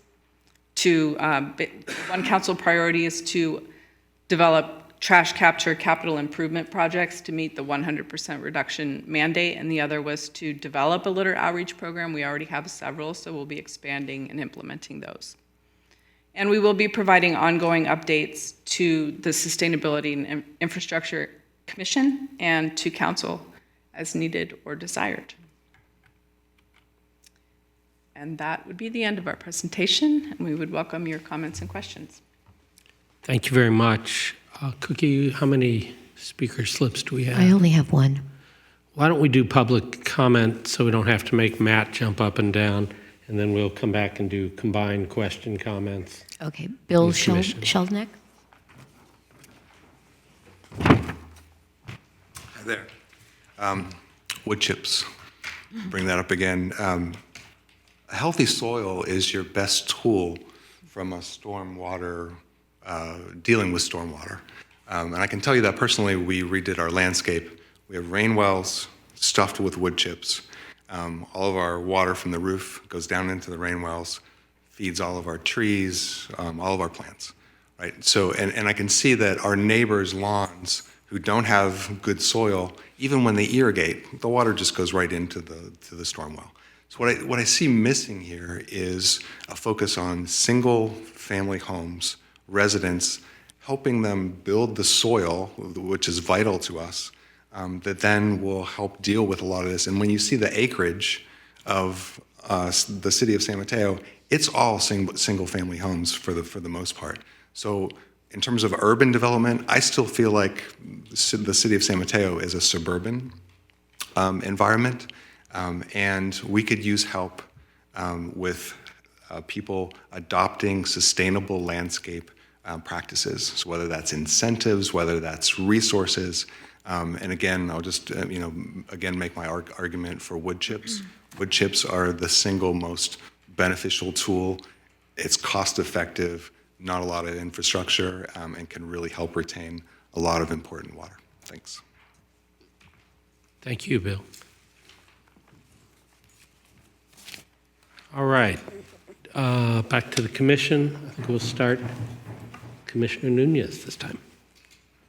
Great. Thank you, Matt and Sarah. First of all, I'd like to commend the city for meeting the trash requirement updates. I think that's a great effort. I think given the sea level rise and flood projections in the future, I think it's really important to prioritize green infrastructure and working across jurisdictional boundaries, so water doesn't stop at city boundaries, so it's super important for regional collaboration. And I know that CCAG makes that a priority in coordinating that, so we appreciate the help and coordination. Could you explain the reclassification to reduce the load reduction requirements? I noticed that was also in the packet and had some questions around that. Sure. So back in 2009, there was a large effort to come up with a baseline map and identify to the parcel level detail whether it was high trash generating, medium, or low. And there's gallonage associated with that I don't know off the top of my head. But it was based on a number of factors, some visual assessments, but a lot of it was based on land use, density, demographics, things like that. And so it was not 100% vetted, and that's what we've been going on since 2009. We've done visual assessments in certain areas and on certain streets to demonstrate a change since then, but this reclassification effort was an effort to spend resources on making sure our map was accurate. And when we evaluated 400 parcels, it changed the amount that we need to reduce overall by about 3%. So we changed 3% of the red and yellow, which are high trash and medium trash, to green without having to do any actions. They were already that way. So say a parcel is already doing, they have a company that goes out and sweeps their parking lot or things like that. So it's things that aren't already that we're not measuring that are just happening. Okay, got it. And then I'd also like to, my last point is the need for collaboration and coordination for state funds to not only address sustainable streets, but also integration for active transportation and in the upcoming plans to improve the bike infrastructure in San Mateo. Thanks. Thank you. Commissioner Rowinski. Hi there, thank you. Just a couple of questions. Sheila, I think, or maybe Matt, you mentioned that the city is going to be requiring private development to include green infrastructure, both currently it's on site, I believe, and it's mostly parcel. The parcel pools, I believe, is probably the most common. But now you want to expand that and to include the public right-of-way. Two questions. How are you defining private? Because there's small private projects, and then there's large private projects such as Passage with 935 units. And how are you looking at the public right-of-way? Is it immediately adjacent? I mean, what are your initial thoughts on this? Are you going out a mile from the project? I'm just curious what the kind of preliminary thinking is on that. So right now, we're thinking that commercial projects and multifamily residential projects and mixed-use projects, single-family would be exempt at this point. The on-site treatment, we would apply to non-regulated projects, which means the ones that are currently regulated are those that are greater than 10,000 square feet or more of impervious surface.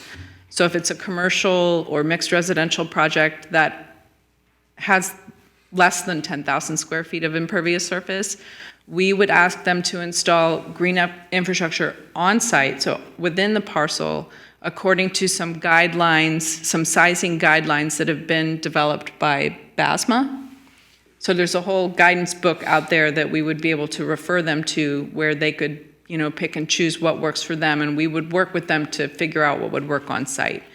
As far as the off-site within the public right-of-way, we're thinking of asking for 75% of the frontage, but working with the projects individually, again, to decide what would fit, given utilities and easements and all kinds of other complications that might come up. But we will be working with them to treat, and I'm not exactly sure on this, so I don't want to misspeak, but basically the stormwater that flows in front of the street. So it's not going to be from miles away. I think it's just the stormwater that flows either off the site, which there shouldn't be any anyway, but that flows along the site. Right. So you're saying in terms of public right-of-way, it sounds like it's the streets, you've got runoff from the parking lots or whatever is in there, sidewalks. So it would be pretty much adjacent and probably around the entire project, depending on how many sides. Usually these are city block type of things, so it could be roughly four sides, but the adjacent. Correct. Yeah, the adjacent streets. Okay. Could I just add a little bit on that? I mean, sure. I think with regard to these large developments, a lot of times they're already required to do like wider sidewalks, they're required to do street trees, they're required to do street lighting and things like that. So it's not generally a huge stretch to ask them to do the green infrastructure piece. I will say that none of the cities in the county have been sort of contemplating some of these policy decisions until we were able to do the modeling to show some of these challenges and show this green street burden that cities would be under. And so I think a number of jurisdictions are now looking at these options and considering these different policy decisions. And so I think jurisdictions are trying different approaches. And so we may, I think we're going to have to see how this goes with different cities trying different things, and then hopefully maybe we'll come up with some sort of a standardized approach that could be applied more on a larger countywide scale. But it's all come out of this modeling and the mandate to achieve this load reduction. And I would definitely encourage the city to, in requiring these, to also consider the operations and maintenance burden that goes along with these facilities. And Absolutely, look at yeah. And actually that was going to be a question I had too, because actually I have a green street in front of our house and the city maintains it. So, I don't know, in terms of the city needing funding, the maintenance, the ongoing maintenance, plants need to be replaced, trash ends up in these, and they need to be taken out. So it's actually a big maintenance issue that I see on a day-to-day basis, being I live across the street from one. I like it. It does its job. It captures a lot of stormwater that would have gone, in this case, into Laurel Creek. So it's very effective. I'm just going to ask a question because I see Bill here, and he's spoken twice about wood chips, and single-family homes wasn't included. I think just to kind of maybe explain to the audience why that is. It could be it's outside the regulatory framework. It could be it's too fragmented. We want to focus on the big pieces now. I think that would be worth an explanation. Sure.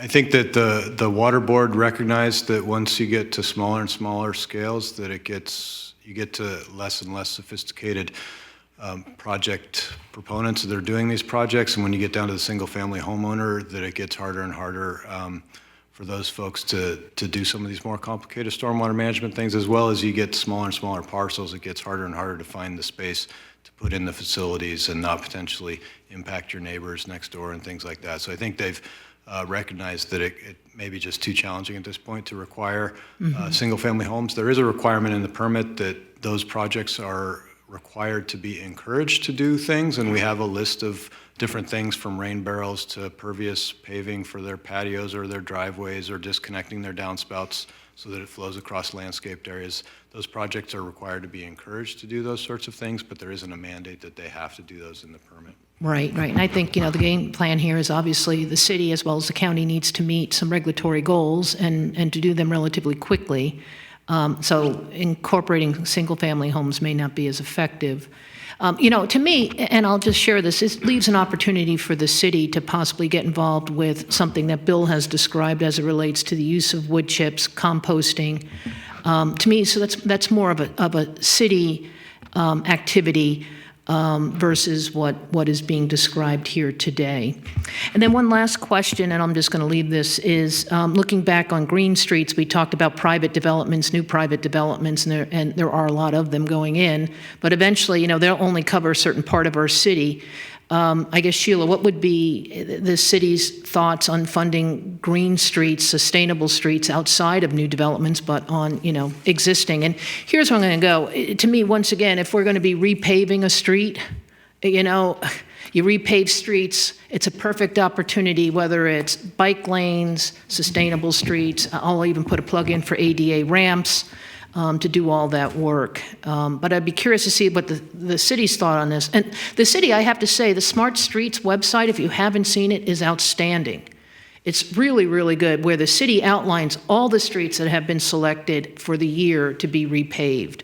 So if you have any question about what is or isn't going to be repaved, it's there. Just go to the website. But I think we can also take this all one step further and include the green infrastructure, the bike lanes, and like I said, we're not talking about it, ADA ramps.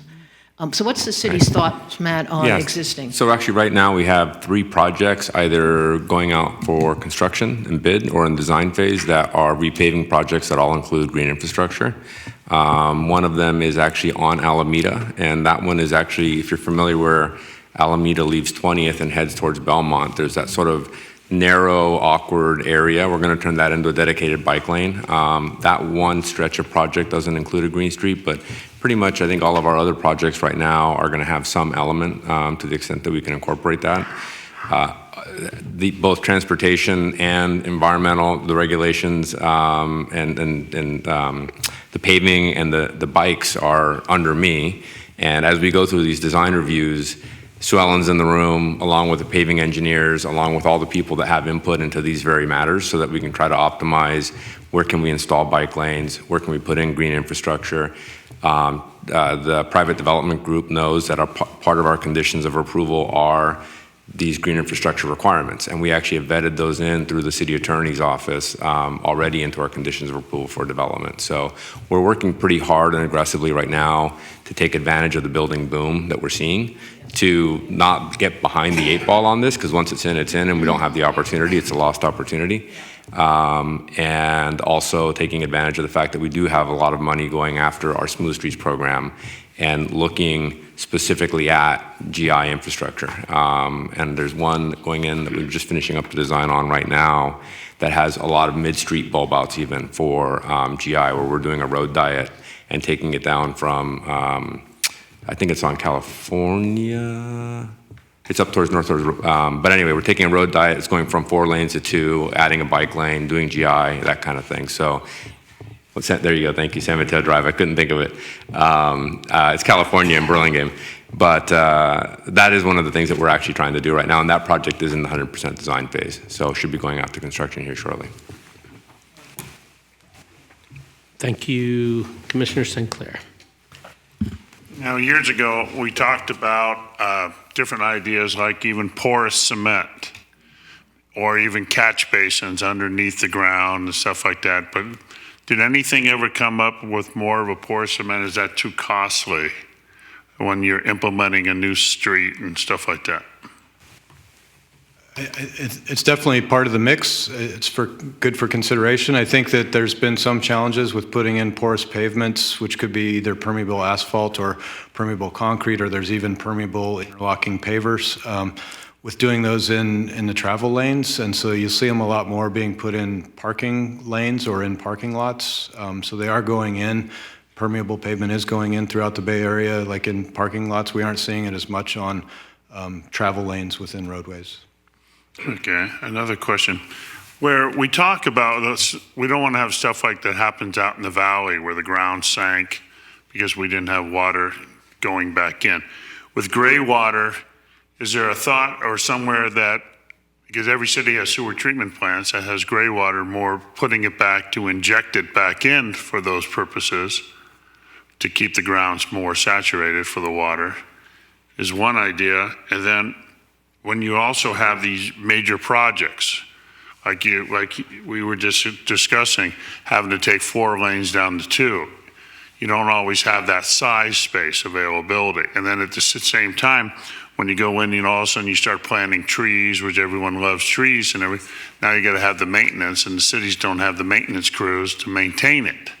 So as you do these giant projects, now do they fall in the future where the trees all of a sudden are breaking up the sidewalk in the future versus not having the trees, or because now you're having so much sidewalk and you don't have enough bike lane space because they don't all fit together because you just don't have the space, or you take away people's parking.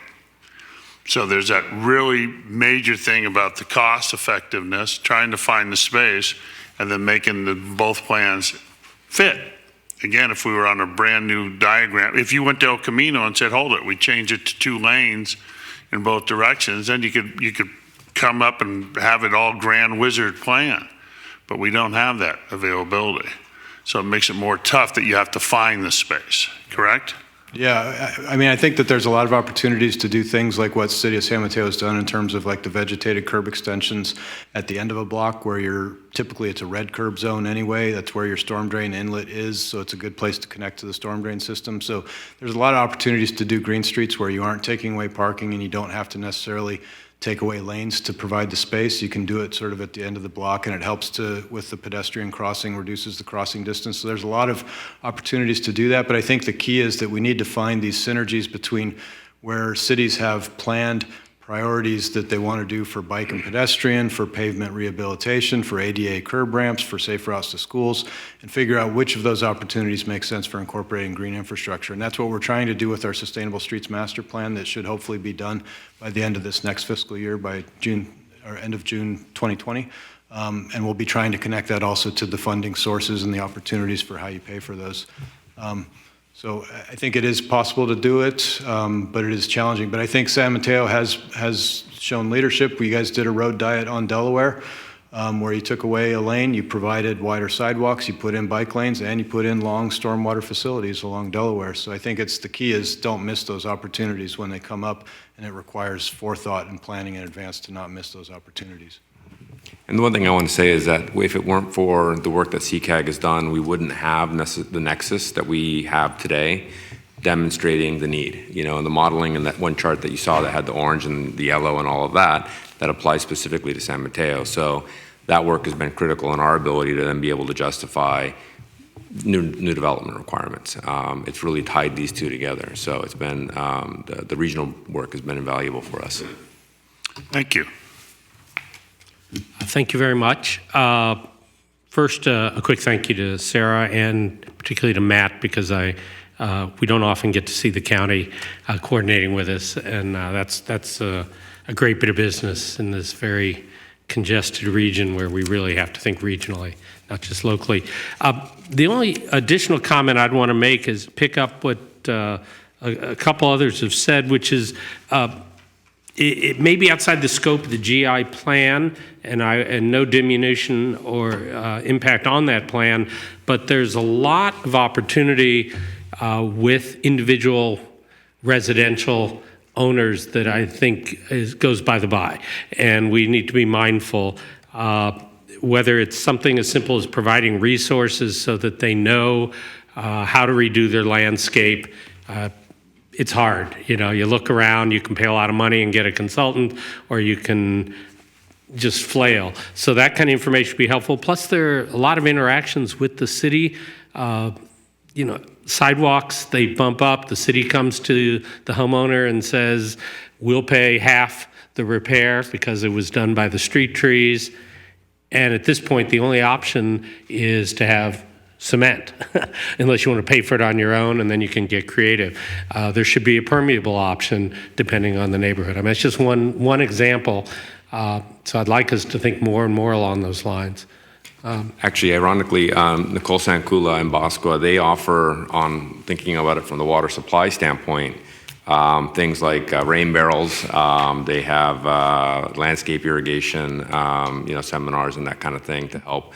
That also affects stormwater. So I think if she does come back, she can have some of those in her presentation. And to further add to it, the sustainability program out of the city manager's office has been partnering with them for years, managing the rain barrel rebate on the city's behalf, as well as pretty much every year offering at least one, if not multiple, seminars on drought-tolerant landscaping and different ways to redo the landscape, partially with the goal of water conservation, but it also is a green infrastructure benefit as well. And if I could just mention that, CCAG started in cooperation with BAUSCA, the Rain Barrel Rebate Program. It's been about 5 years now. We've seen the number of rebates tank after the drought ended, unfortunately, so we definitely appreciate, first of all, the city signing on, since Cal Water didn't want to sign on to that rebate program, so the city voluntarily signing on to provide the matched rebate to CCAG's rebate. But as Matt said, that BAUSCA does provide a lawn removal rebate, and I think BAUSCA is going to be going through a process this fiscal year coming up to relook at their rebate programs, and so I've been talking with my colleague there with the Rain Barrel program to talk about, are there opportunities to do a more integrated rebate program where we could try to get lawn replacements and not just go with drought-tolerant plants, but to also incentivize people putting in rain gardens, connect it with the Rain Barrel rebate. So I think we could try to do exactly what you're talking about and provide the incentives for people to do that. I did that on my yard where I took advantage of the rebates during the drought and put in a stormwater infiltration facility plus a rain barrel, and it's got a lot more water into the ground in my yard. I did want to mention with regard to the trees, I think there's been a lot of lessons learned with regard to trees, and I think one of the big issues is that we never provide enough rootable soil volume for those trees. You put them in a small, tiny box and compacted soil, they don't have a lot of place for the roots to go except for up, and we're also paving over everything, so there's very limited water getting into the ground. So I think if we start putting in tree facilities, putting in the right amount of soil volume, as well as putting in the green infrastructure facilities that really help get water into the ground where those trees are, I think that they're going to thrive more and have less need to send their roots up to the surface searching for water and busting up the sidewalks. Excellent, thank you. And one final comment is that our standard details actually include tree well design specifically to prevent roots from going up through sidewalks. So that's for future trees, not for past trees, unfortunately, but we're getting there. Let's get those sidewalk options improved if we could. Anyway, thank you very much to everybody. And on to the next topic.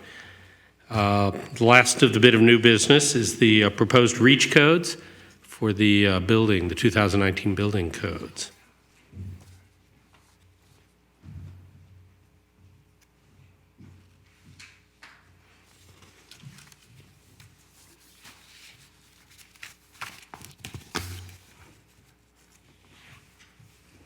Welcome, Andrea. All right. Good evening, Commission. My name is Andrea Chow. I am the Sustainability Analyst in the City Manager's Office. I am here today to talk about REACH codes. I have an exciting informational update for you to let you know how our efforts have gone in the development of our REACH codes for our next code cycle. And I'm also excited to share the proposed REACH codes that were presented to City Council for their feedback at the most recent study session. So I'm going to start with some background and just talk about how we got to where we are today. So we actually had a presentation back in October of 2018 to discuss potential REACH code approaches.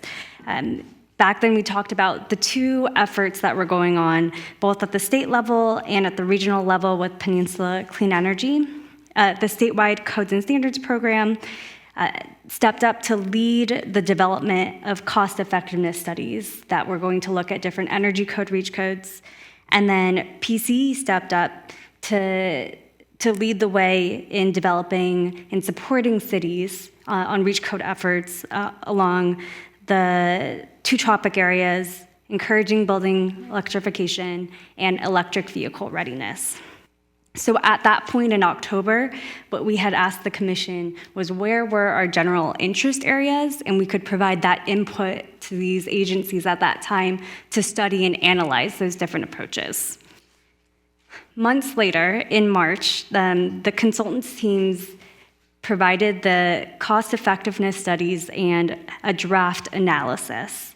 And the statewide program examined cost-effective combinations of measures that you could implement to exceed the state code in terms of energy efficiency.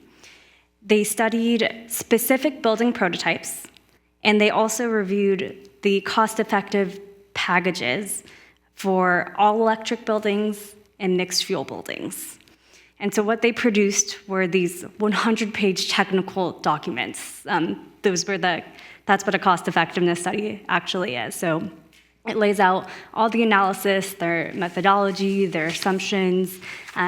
Technically, it's a lot of technical analysis that became public in March.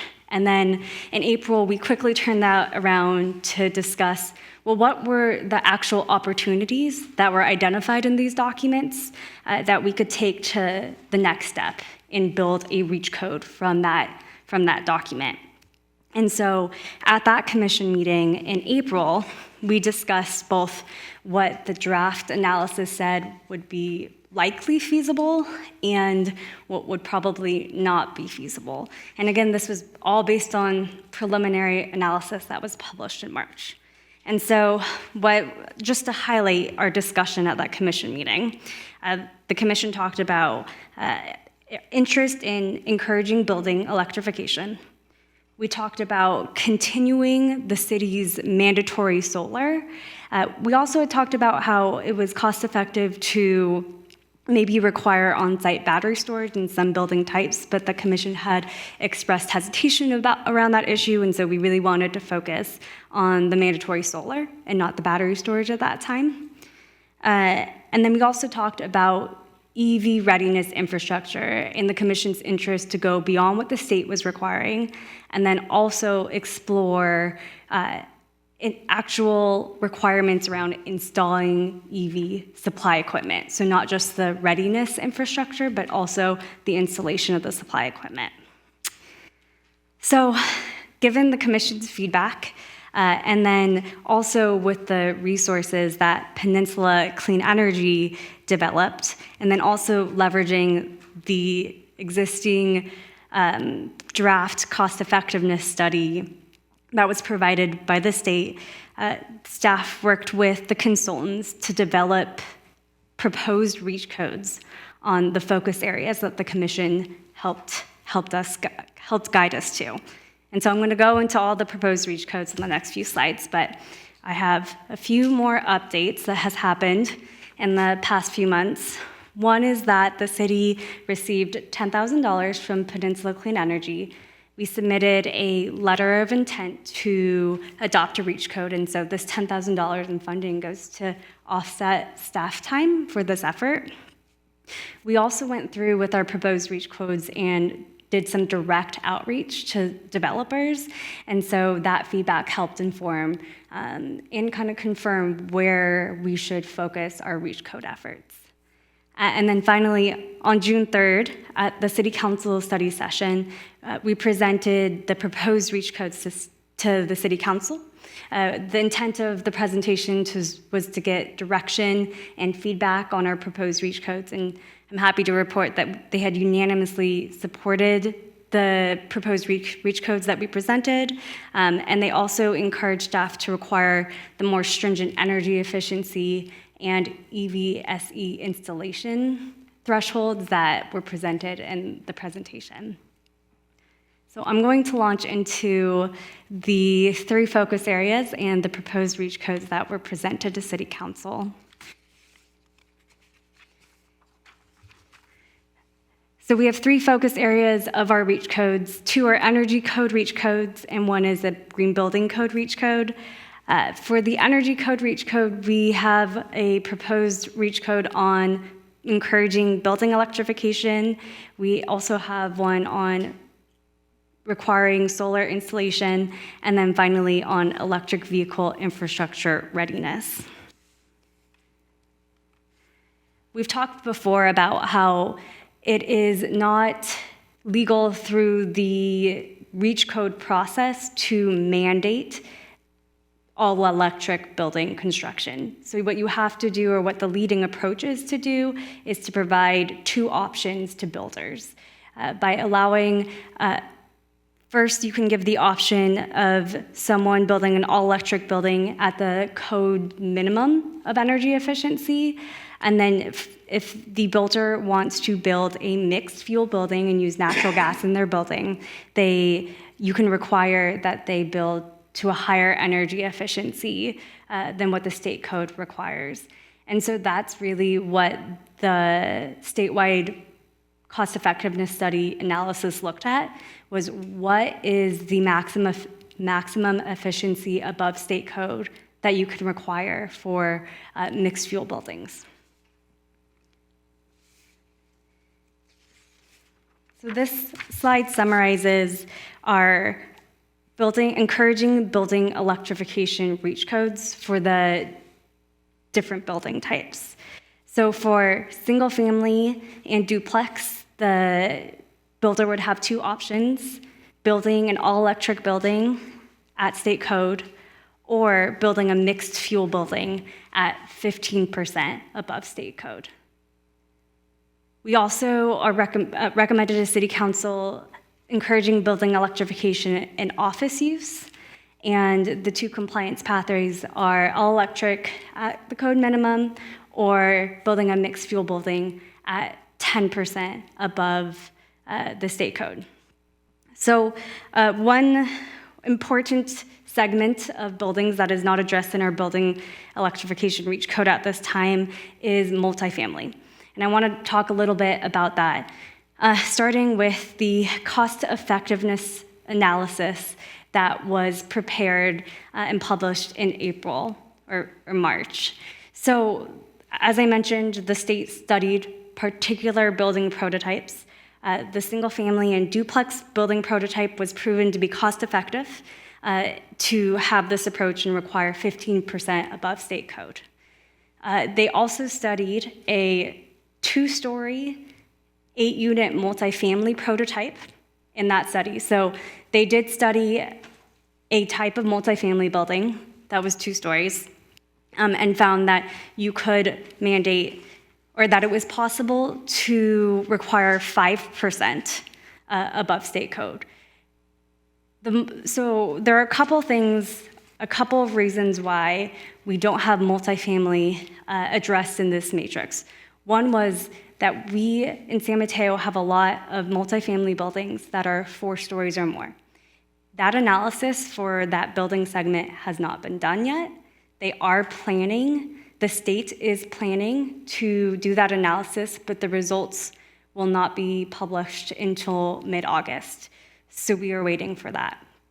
And so we had focused the building electrification pieces on the types of buildings that we knew would be cost effective.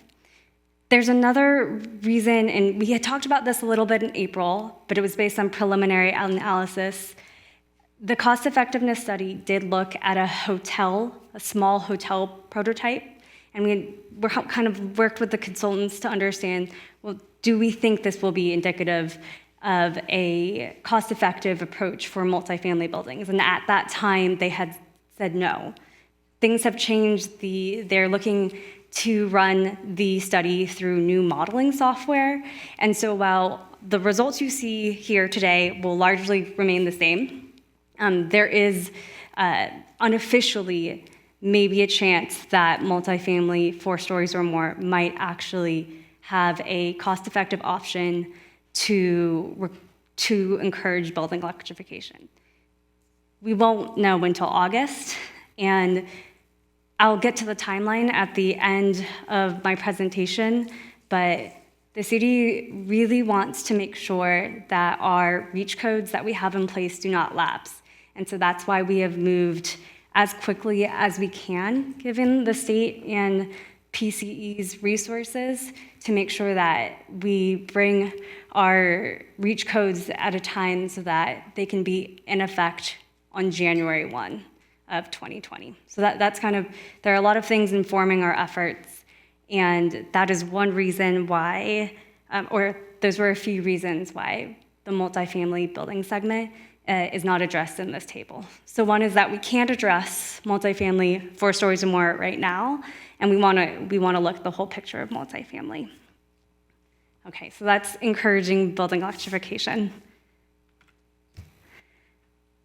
This energy code, REACH code for mandatory solar, hopefully looks pretty familiar to all of you. I've mentioned in the past that the state code will catch up to the city's REACH code and actually require that new projects, new single family and residential projects that are 3 stories or less install solar to offset their annual electricity usage. So because the state is covering that, the city no longer needs to move forward with a REACH code on that building type.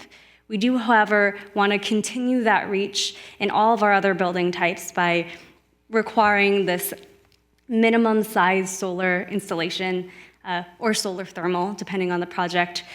The idea behind a minimum size solar installation approach is that you're really just getting the developers or property owners' foot in the door to analyzing what solar would look like for their project. This is a really small minimum, but what we've seen and what ends up happening is that the property owner will actually right-size the system themselves to really reap the maximum benefits from the solar.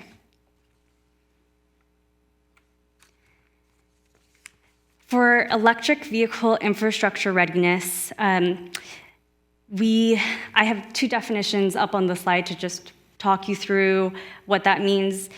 It doesn't necessarily mean that the actual electric vehicle supply equipment is installed. The city wanted to align our approach with what the base state code requires, and so what we looked at was a definition that matched the states and just went beyond what the state required. We also, at the last commission meeting, talked about requiring the actual installation of EV supply equipment, or EVSE, and so we define that as a level 2 charger or higher. This slide summarizes what our proposed REACH code are for multifamily and non-residential. So for multifamily, the state's code will actually increase. So they will require that all multifamily buildings have 10% EV capable spaces. We had proposed that we go beyond that and require 15% of EV capable. And similarly, for non-residential, we're also proposing 15% EV capable. And then of that 15%, 5% would have actual EV supply equipment installed.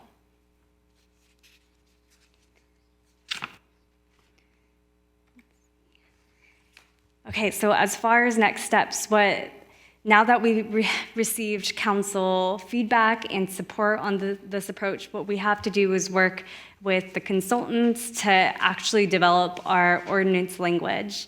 And so we're aiming in July 15th to go for the first reading of our ordinance. And then the second reading would occur in August because that is the next city council meeting. And then after that, we would be able to file the ordinance, at least for the REACH codes, with the California Energy Commission.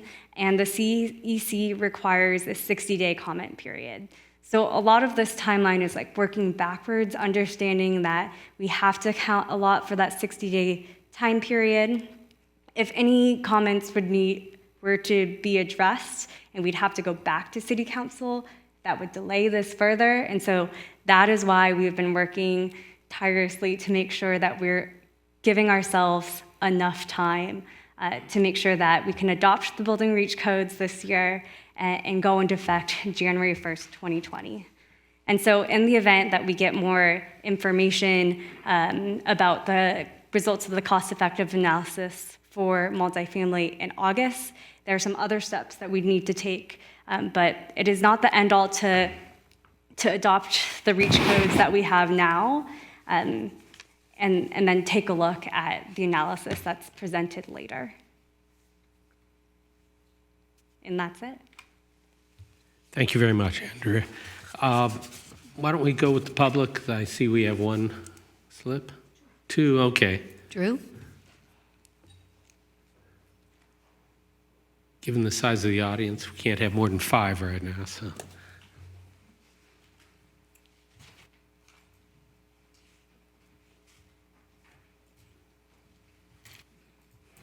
Good evening again. So a couple things, and my apology, Andrea, I hadn't got to meet with you yet on a couple of these, but so I think one thing just in general with REACH codes needs to be a little bit defined says new for single family, but is a remodel over 50% considered new? And I've gotten conflicting stuff around that. So I think just clarity, what is new? Like our neighbor is redoing their house, it's stripped down to 2x4s. Is that considered new? Because when I've gone to the building department, asked about certain stuff, sometimes there's a little confusion about what's required when we want to add a room and some stuff. So that's one thing. And then it's probably still a little too early for this, but it's off-grid solar that potentially, maybe not this cycle, but 3 years from now, is like we're looking at solar. Right now, generally solar, when there's no PG&E, it's down during the day. And there is starting to be technology where you can use your solar panels during the day. You don't have to have the batteries yet. It costs a little bit more for a module to control it, but on a sunny day like today, if the PG&E was out, we could be using power enough for limited use at the home for like the refrigerator and stuff. And that's potentially longer term, could be an additional thing to do something. Blend that in somehow, somewhere, a few ideas. And then on the multifamily, I get the thought of this like 3 kV and stuff, but now that it's been sizing for our house is like 5 kV. It almost seems like it's not a realistic number.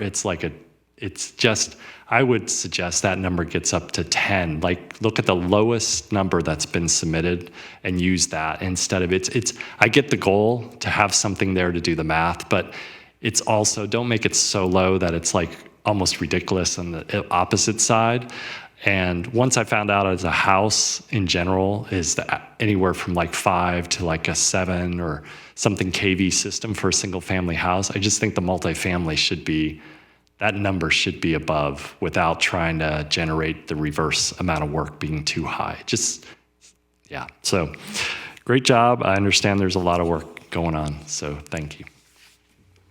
Thank you, Drew. Adam Lorraine.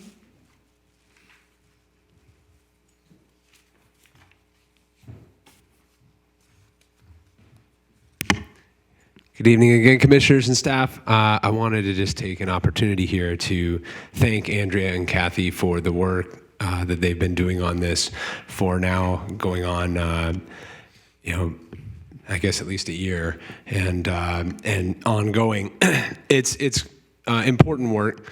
And I had made a comment in April, but as we have a new commissioner, I thought it couldn't hurt to just make sure I thank staff first for what I think has been, assiduous, iterative, and progressive work, very important work. And I was really impressed by the updates today. So it's just, I appreciate, first of all, learning that staff is continuing to pursue some of what seemed unattainable previously, and just checking every option until we run out of time is awesome. And the Peninsula Clean Energy Partnership is amazing. Just another example of how important Peninsula Clean Energy is, and what a huge partnership that is. And we're starting to see them paying literal dividends back to our city on this work, helping out with what's required to get the work done in the first place. And so just being a big partner is amazing. That the council's on board is great. So everything is coming up great on this particular item. These reach codes are a tremendous opportunity for the city of San Mateo to shape our built and building environment. And just as somebody who has only started going to city meetings, let's say 5 years ago, and going to planning commission meetings, and I've really been able to see the impact come in the developments that we see being proposed, and Kathy has mentioned it in previous meetings. But frankly, a lot of these developers are only going to put in what is being asked of them, what is being required of them. And so, to meet some of our climate action plan goals, as we're updating, and in the previous climate action plan, these reach codes are huge. The developers are coming up to the table and providing those requirements that we're reaching for. And without it, who knows what would happen? Perhaps some would do it, perhaps some would not. But with these codes in place, we're continuing to invest in these targets. We're meeting our climate action plan goals, and we're modeling the way, which is really important. Citywide, statewide, because I think I'm sensing another virtuous cycle happening here. The state was willing to help a little bit in determining what reach codes were possible and cost effective in this case. And if the city goes for them, they get data on whether they're playing out, how it's doing, and the city of San Mateo can really be a model to developers, to the city and the state on doing as much as it possibly can to make climate progress. Thank you. Adam, former commissioner, thank you very much. Always a pleasure. That's it for public comment. I will bring it back to the commission for questions and comments, starting with Commissioner St. Clair.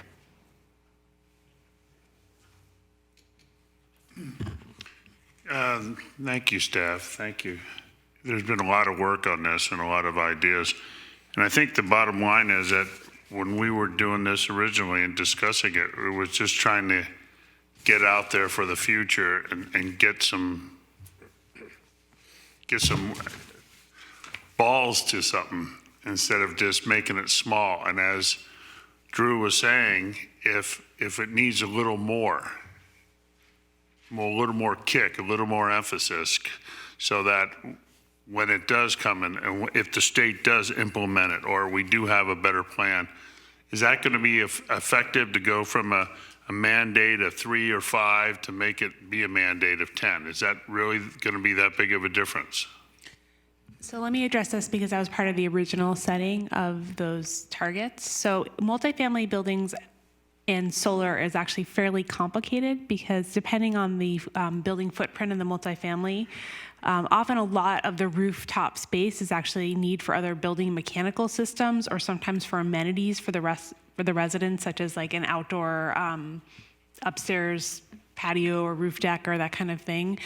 A lot of multifamily developers, and we have an option in our code, which wasn't really highlighted here, that you can either provide the minimum size installation of solar panels, or you can provide a solar thermal hot water system. And we've been finding that for multifamily properties, the majority of the property owners are preferring the solar thermal option. So it is really challenging to determine what a minimum is. So single-family residential homes tend to use a lot more of the rooftop for panels and have more available than necessarily a multifamily is. So I'm not super comfortable with sort of just changing the target without a lot of analysis, because there are a lot of other factors at play with elevator systems and other mechanical systems on the rooftops. Thank you.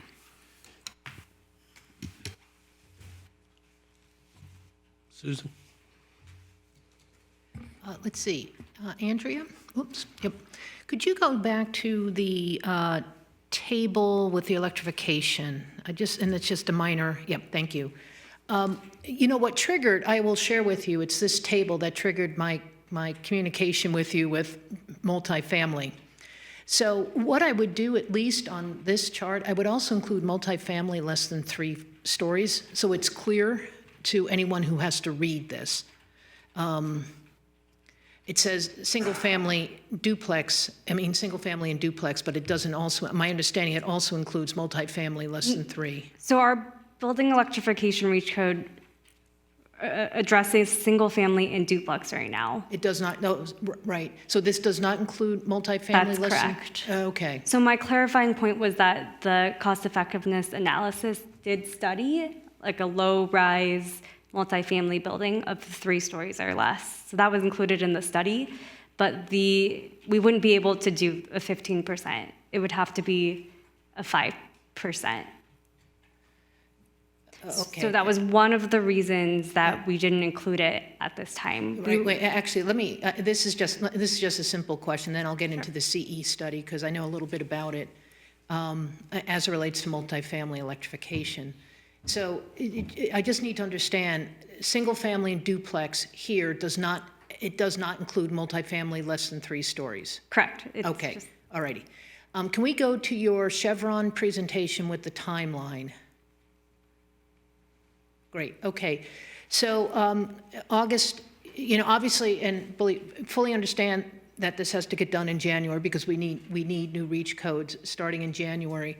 But roughly about the middle of August, that cost effectiveness study for multifamilies greater than 4 stories, and also includes hotels, I understand, will come out roughly, supposedly the second half of August. And obviously, we need to keep this trend line in place in order to get our REACH codes in place by the 20th.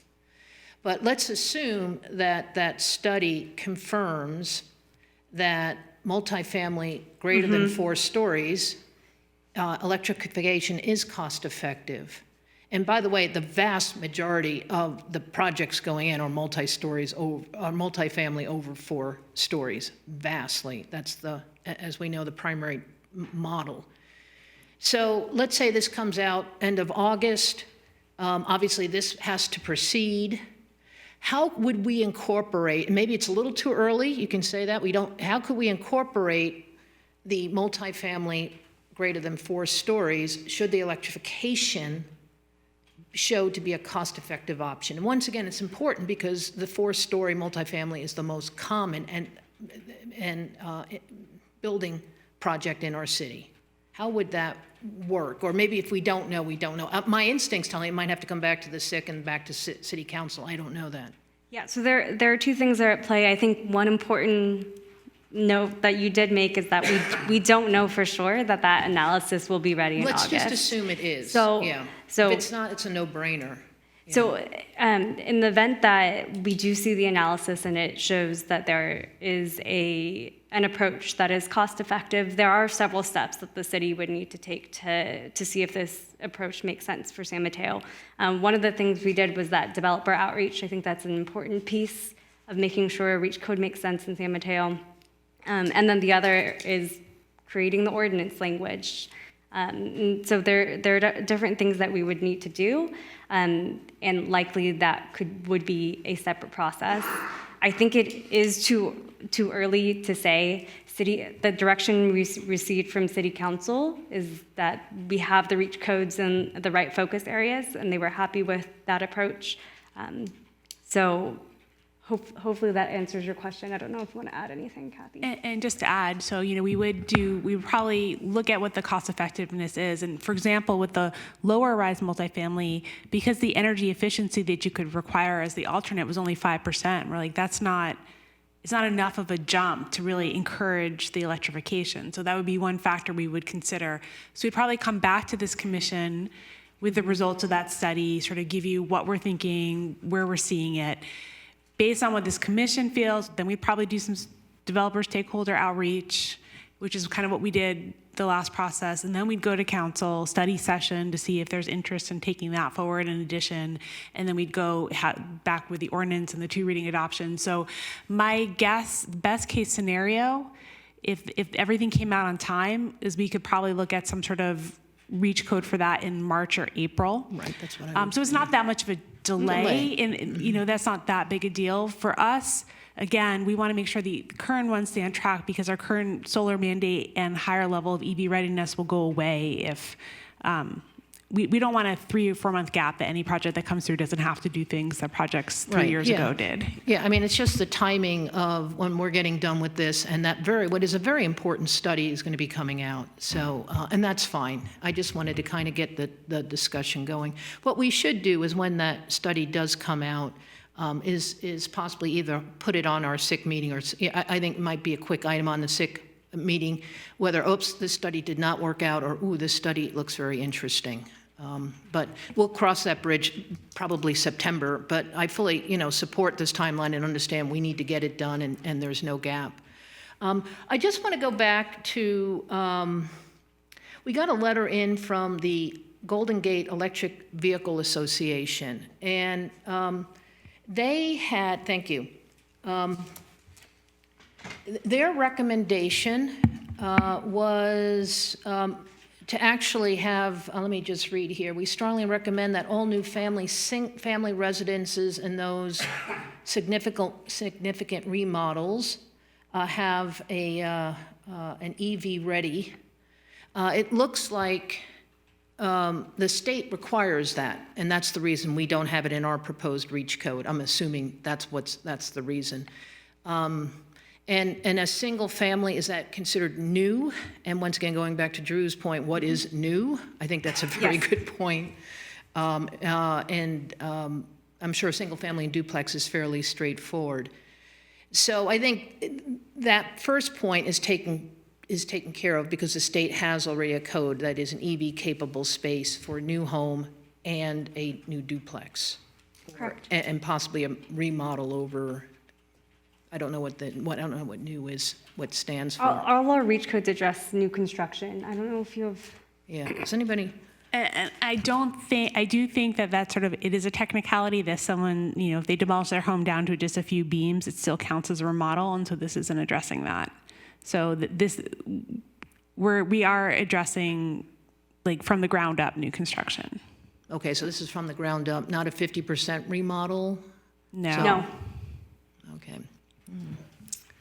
And there are no cost-effectiveness studies that have been done for the remodels. Right. Yeah. So that becomes that's off the. All right. How about their point about all residents associated? How about multifamily residential buildings?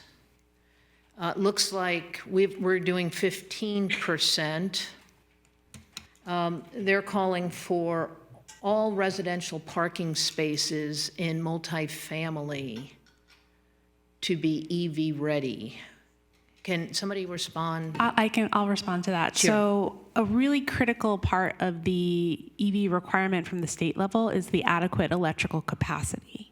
Mm-hmm. And that gets very costly to provide the electrical capacity for much higher percentage of parking spaces. This is just an example that came up during our developer stakeholder outreach. So the city is in a partnership with Midpen Housing to build a 164 residential building and a parking garage. So they looked at the 15% requirement for the city's public parking garage, and going from 10 to 15 is going to require them to install an entirely additional transformer. That they were, so they already had 3 transformers for that project, and now they need to go to 4. Mm-hmm. And that is a significantly increased cost. And So you would be asking for a pretty significant cost if all the spaces are able to charge an EV car, and the state requires simultaneously, is what the code requirements are to be ready. So that's a huge challenge. And as well, we found out through that process that PG&E actually, when they get a request for electrical capacity and they contribute a portion of the cost for the infrastructure installment, if they're finding 3 years later that the electrical capacity and electrical load that was requested is not being used, they often go back to the property owner and recoup their infrastructure investment costs. So that's a huge challenge we're already worried about from going from 10 to 15, and to go to 15 to 100 would magnify that significantly. Right, yeah. So we don't necessarily agree that that's a feasible approach. Philosophically, I also do want to say that I think it's really important to provide an adequate number of spaces, but EV cars have longer and longer ranges, and it's not necessary for the cars to always be plugged in every day, every time they're used. So I think that there's, if you have a significant number of spaces in a development, they can be shared among the users in any development, and you don't necessarily have to have a 1-to-1 ratio of available chargers. Mm-hmm. Right. Thank you, Kathy. Okay, thank you. Jackie. I just want to say thank you for the effort in putting a lot of background into this presentation. I did a lot of research on my own and kind of what this commission has commented on in the past, so a lot of my questions were answered through that and through your presentation, Andrea and Kathy, so thank you. I do want to just recognize that I do work for the county, so and the county's involved in providing technical assistance for countywide REACH code implementation. So I haven't worked on REACH codes or anything in the past and have not. So just wanted to make that note.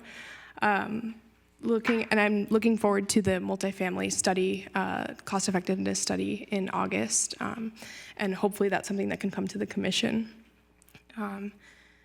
My only question, I think Kathy may have answered it though, was around the reasoning for EV capable versus EV ready, and is there, you mentioned that there would be a significant cost increase versus capable versus ready. So actually both capable and ready, so PCE is developing their own definition. So the state's definition for EV capable really is having the electrical capacity and the conduit and the sort of the breaker panel availability for a future EV install.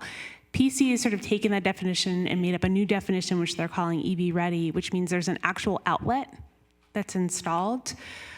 We considered whether or not to, and that's an additional cost. So there is a cost to actually take the wiring all the way through to an outlet. And we thought about whether or not it made sense to do that, and we felt uncomfortable. So the state already has a definition and a certain percentage of EV spaces that they're requiring, and we're going above that percentage, but we're sticking with their definition. So it's really clear to developers, anywhere they develop, they have to provide EV capable spaces, and that's defined by the state, and we're just, again, saying more of those. We also, for level 2 chargers, which is the type that we're really encouraging in these types of developments, they don't use outlets. When you go to install a level 2 charger, you don't plug it into an outlet. It's a machinery, it's much more complex than that. So the purpose of the outlets are really to allow people just to directly plug their cars into the wall. And when that's done, that means the electricity isn't being metered or paid for by the user. And we didn't feel comfortable requiring property owners to allow people to charge for free on site. Whereas if you install level 2 chargers, you have the option of whether to provide that for free or whether to charge for use. So we just weren't comfortable with going with that different definition and really wanted to stay consistent with what the state has. And the state's had the same definition for several code cycles. And so we wanted to stay with the state definition. So that was sort of the logic to not go in that direction. Got it. And then last point, are there any incentives for property owners to provide EVSEs? Like money Does incentives? apply? Yes, money incentives or other incentives for. So there are programs that property owners can apply for funding. So the Bay Area Quality Management District has a program. I believe PCE is going to offer a program to incent property owners to install EV supply equipment. Great. Oh, PG&E. Those are, yeah. So there's three programs. Okay. Thank you. Thank you. I just wanted to note, I thought the developer feedback or stakeholder feedback and outreach was a great component. We're in a time of great development interest, and I think these somewhat aggressive, but I think very necessary and appropriate reach goals, reach codes are totally appropriate. But in the not too distant future, we'll have another down cycle, and we need housing, and it's a separate issue. But we don't want to be in a position of driving what new housing there is away. So I think it's a great balancing act, and it's good that you got the developer feedback. So I just wanted to note that, and thanks staff, and thank the commission. And I'm ready to move on. We've got just one or two small items. We're on to reports and announcements. Thank you, Andrea. You don't have to sit through this. Anything from staff? Nothing to report on my end. Just a couple minor things. One, we did have our climate action plan workshop last week. Was it only last week? Feels like a long time ago. It was really successful. I would say we had over 50 people that attended and very positive feedback from everybody that attended. A lot of interest and support, including Susan, who was there, and Greg. A lot of support for the measures that we were looking at, and a lot of additional ideas that were posted that our consultants will be compiling, and we will present to you the feedback hopefully at our next meeting on the topic.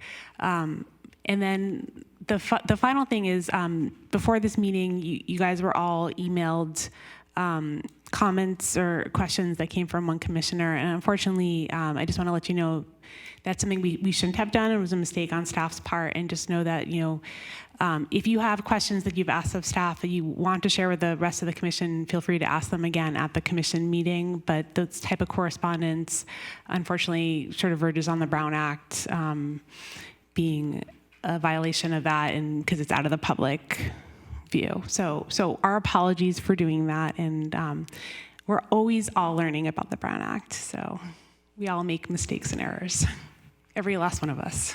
No problem. Appreciate it. The Brown Act is interesting. I have one announcement, which is just to remind people that anybody who is an insomniac and watches this video, that next Thursday, the 20th, is the city's music festival kickoff, and it's a blast, and you should go and buy beer and wine from the Park Foundation. That all that money then gets funneled right back to the city. Anything else? Hearing nothing, we are adjourned. Thank you all.